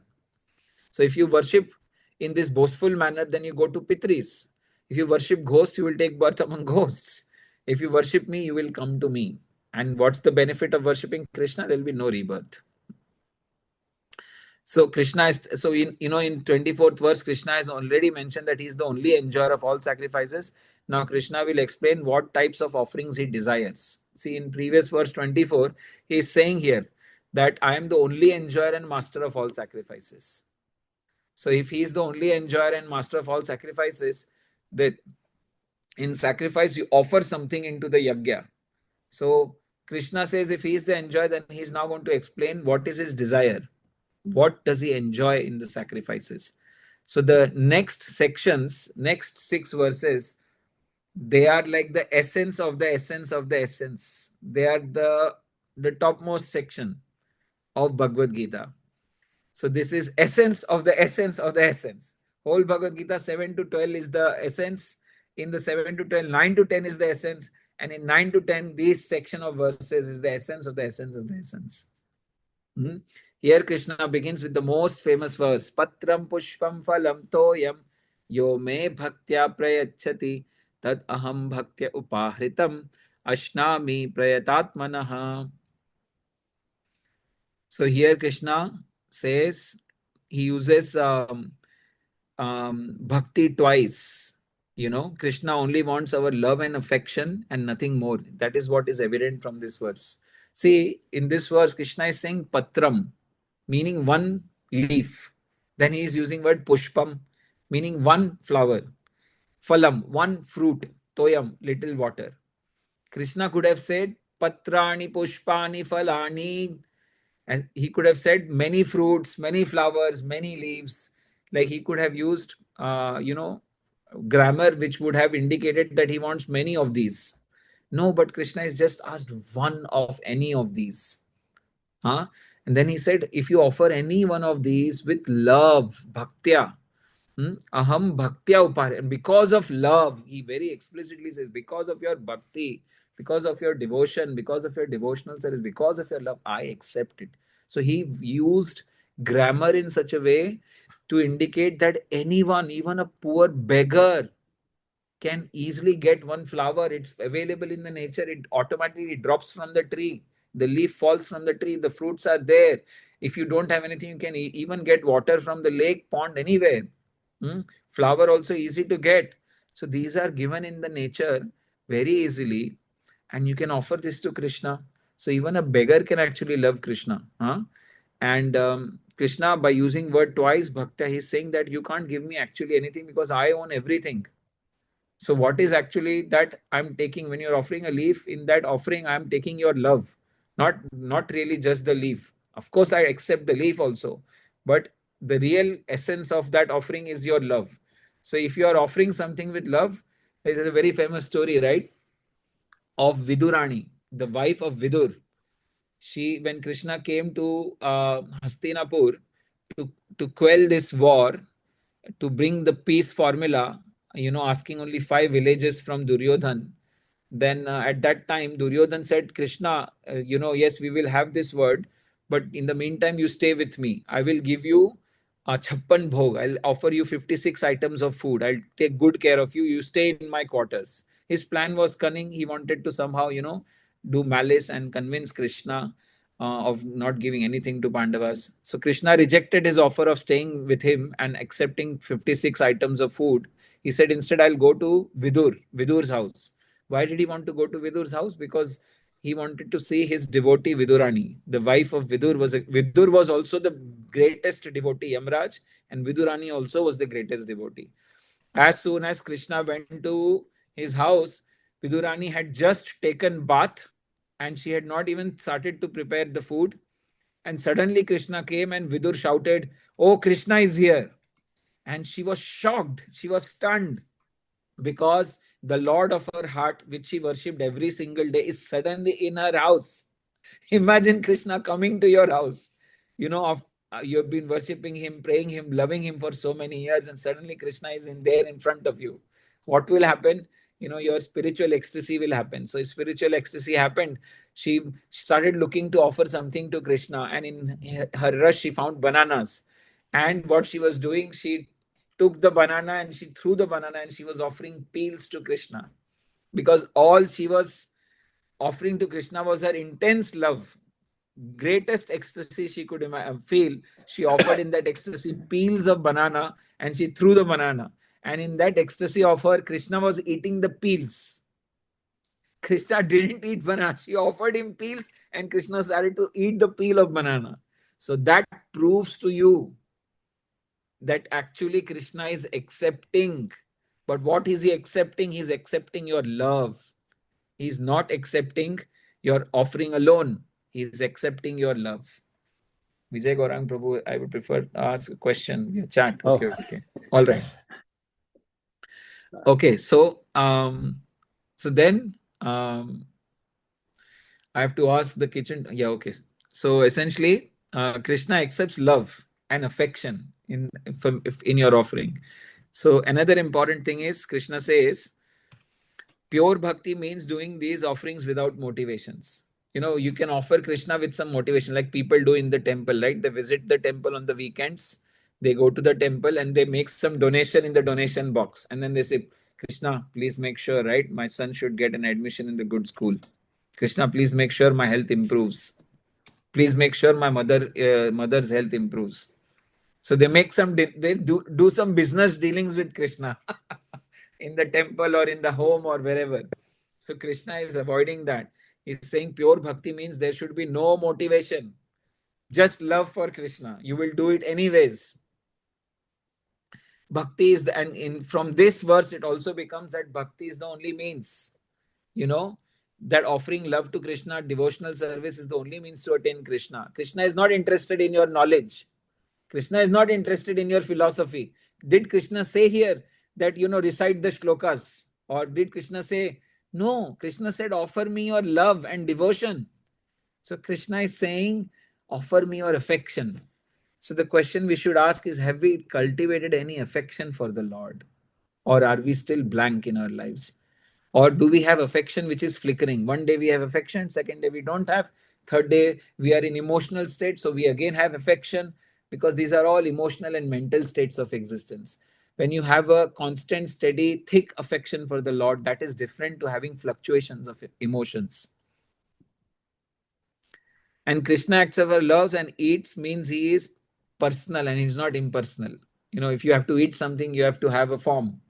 So Krishna is personal. So this one single verse throws away all the misconceptions about God, that God is light. No, he's not light. He is eating. He is accepting. Krishna is asking for love. Bhakti, he repeats. So Krishna is asking for devotional service, love and affection.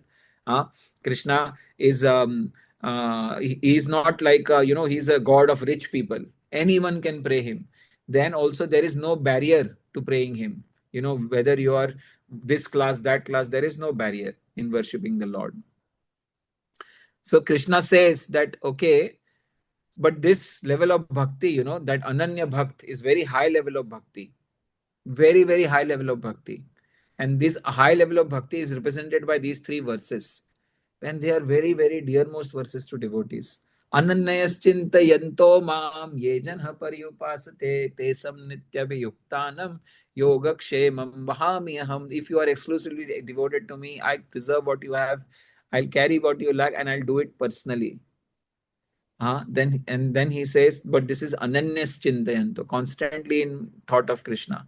Mahatmanastu mampartha devim prakritim ashritah bhajanti ananya manaso. Ananya means continuous devotion service. Ananya manaso jnanatva bhutadim avyayam. Then I will give you understanding that I, in the two-form, armed form, I am actually the inexhaustible. I am actually the original, infinite God. I will give you that understanding if you are my constant worshipper. And then this was Patram Pushpam Phalam Toyam Yo Me Bhaktya Prayachati Tad Aham Bhakti Upahritam Ashnami Prayatatmanaha. So Krishna is saying, offer me these things. So Krishna is asking what he wants here. He's asking fruits, flower, leaf, like that. He's not asking chicken, meat, McDonald's burger, Kaju Katli. He's not asking all of these things. He's telling you his desires. So he's basically telling what he wants. But someone like me, and I can come and say, oh Krishna, this is so high, I can't continuously remember you, I can't continuously serve you. Sometimes I serve, sometimes I can't serve, sometimes I have some other desires. So I'm on and off. Krishna, what do I do? This question comes to you in your mind. Maybe all yes, are pure, of course. actually. Sometimes this is only my problem. Sometimes it comes to me. Yeah, so I think about it. I thought about it this morning. Yeah, and I am also not at this stage of continuously remembering Krishna. So Krishna gives another level of bhakti, which is not this highest bhakti, which is one level below. But even if you continue doing this level of bhakti, then you will come to this ananyas chintayanto. Then you will come to this stage at one time where you become completely highest level of bhakta. What is that stage? Krishna says, Yat karoshi, yat ashnasi, yat juhoshi, dadasi, yat tapasyasi konteya, tat kurushvamad arpanam. He says, okay, if you can't do this ananyas, and if you can't give to me what I am asking from you, then you give to me what you have. See, it's one thing that if I ask someone and someone gives to me, I really appreciate that person. But here, if person, he doesn't have what I want, but still whatever he have or whatever they have, they still come and give to me, then that is also appreciative, isn't it? So Krishna is saying, okay, I understand you can't do things as per my desires. You are forced and conditioned to do things as per your desires. No problem. You do things as per your desires, but then offer that to me immediately. So this is a lower level of devotee, but here Krishna is saying whatever, and very simple things, whatever actions you do, offer it to me. Whatever you eat, offer it to me. Whatever you offer in sacrifice or give away, do it, offer it to me. All the tapasya you perform, do it for me. Do all of that as an offering to me. So this level that Krishna is giving, it is higher than karma yoga.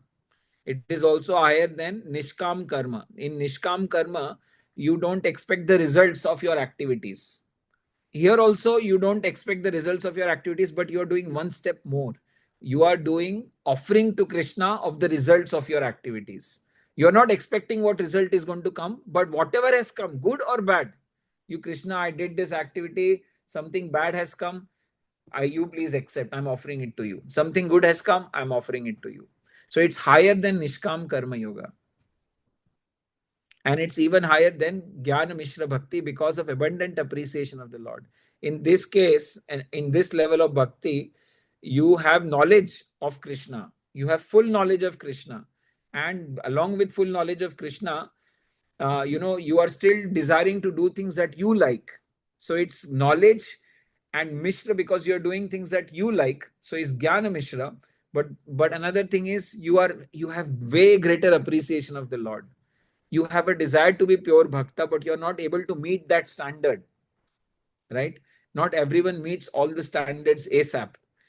It's a process and journey we have to go through to come to the standard of pure bhakti. So this is higher than even Jnana Mishra Bhakti. Here one does action, then offers them to the Lord. So after doing the action, you're offering them to the Lord, not before. So as opposed to knowing the actions which are pleasing to the Lord and doing only them. So in pure bhakti, you know what pleases Krishna and you will do only those things. But here in this level of bhakti, you can't do that only what Krishna desires because you still have your own desires. You are still slightly invisible. So you end up doing your own desires and then you offer that to Krishna. So it's not the topmost, but it's better than Nishkam Karma Yoga, and even Jnana Mishra Bhakti. And it's like a bridge between you going to that stage of complete pure bhakti.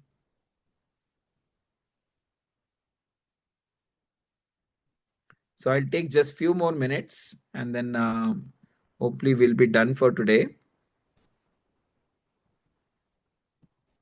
So what happens if you do this yad karoshi, yad ashnasi, yad juhoshi? So what happens if you continue to offer everything to Krishna?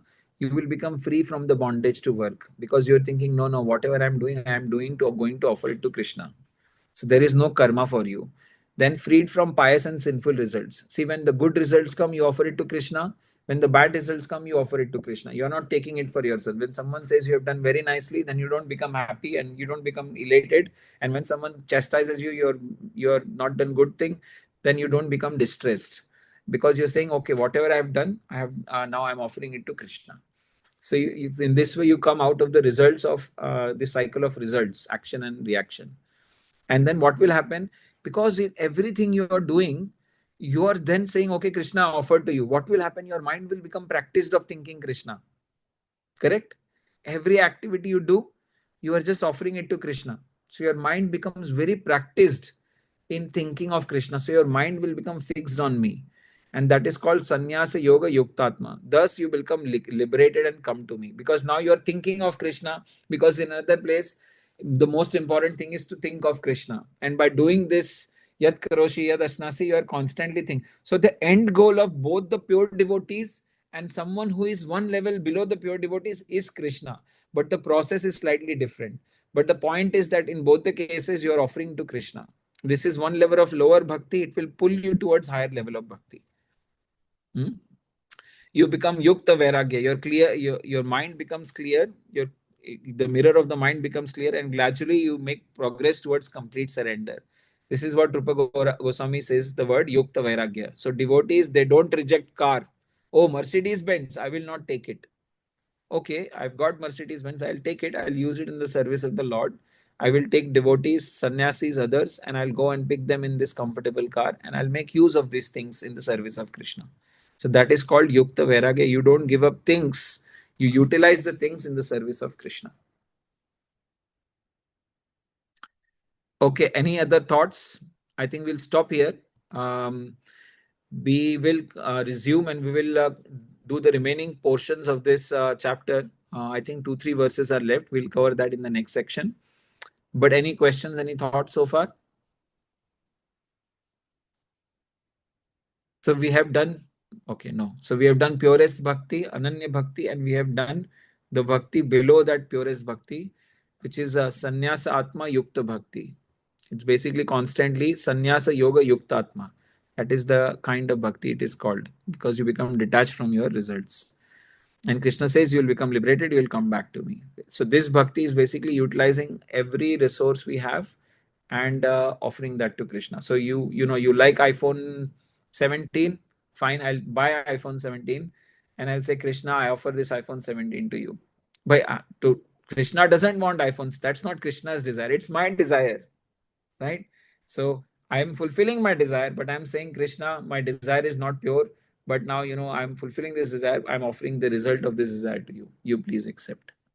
So this is called Yukta Vairagya, meaning utilizing everything in service of Krishna. With that, I stop. Thank you all for your patience. And then we will resume next week. hope you will retain and remember these 27 verses, 28 verses, and we'll finish the remaining 3-4 verses, which are very profound, and we'll go through this last section of Bhakti again before we begin the 10th chapter. Hare Krishna. Thank you so much for your attendance. Panchakalpatarubhyascha kripa sindhubhyaiva cha patitanam pavanebhyo vaishnavebhyo namo namaha. Hari Bol Prabhu, Hari Bol. Hari Bol, Hare Thank you, Krishna Prabhu. Mataji. Thank you. Thank you, Roshni Mataji. And thank you, Vijay Korang Prabhu. See you next week.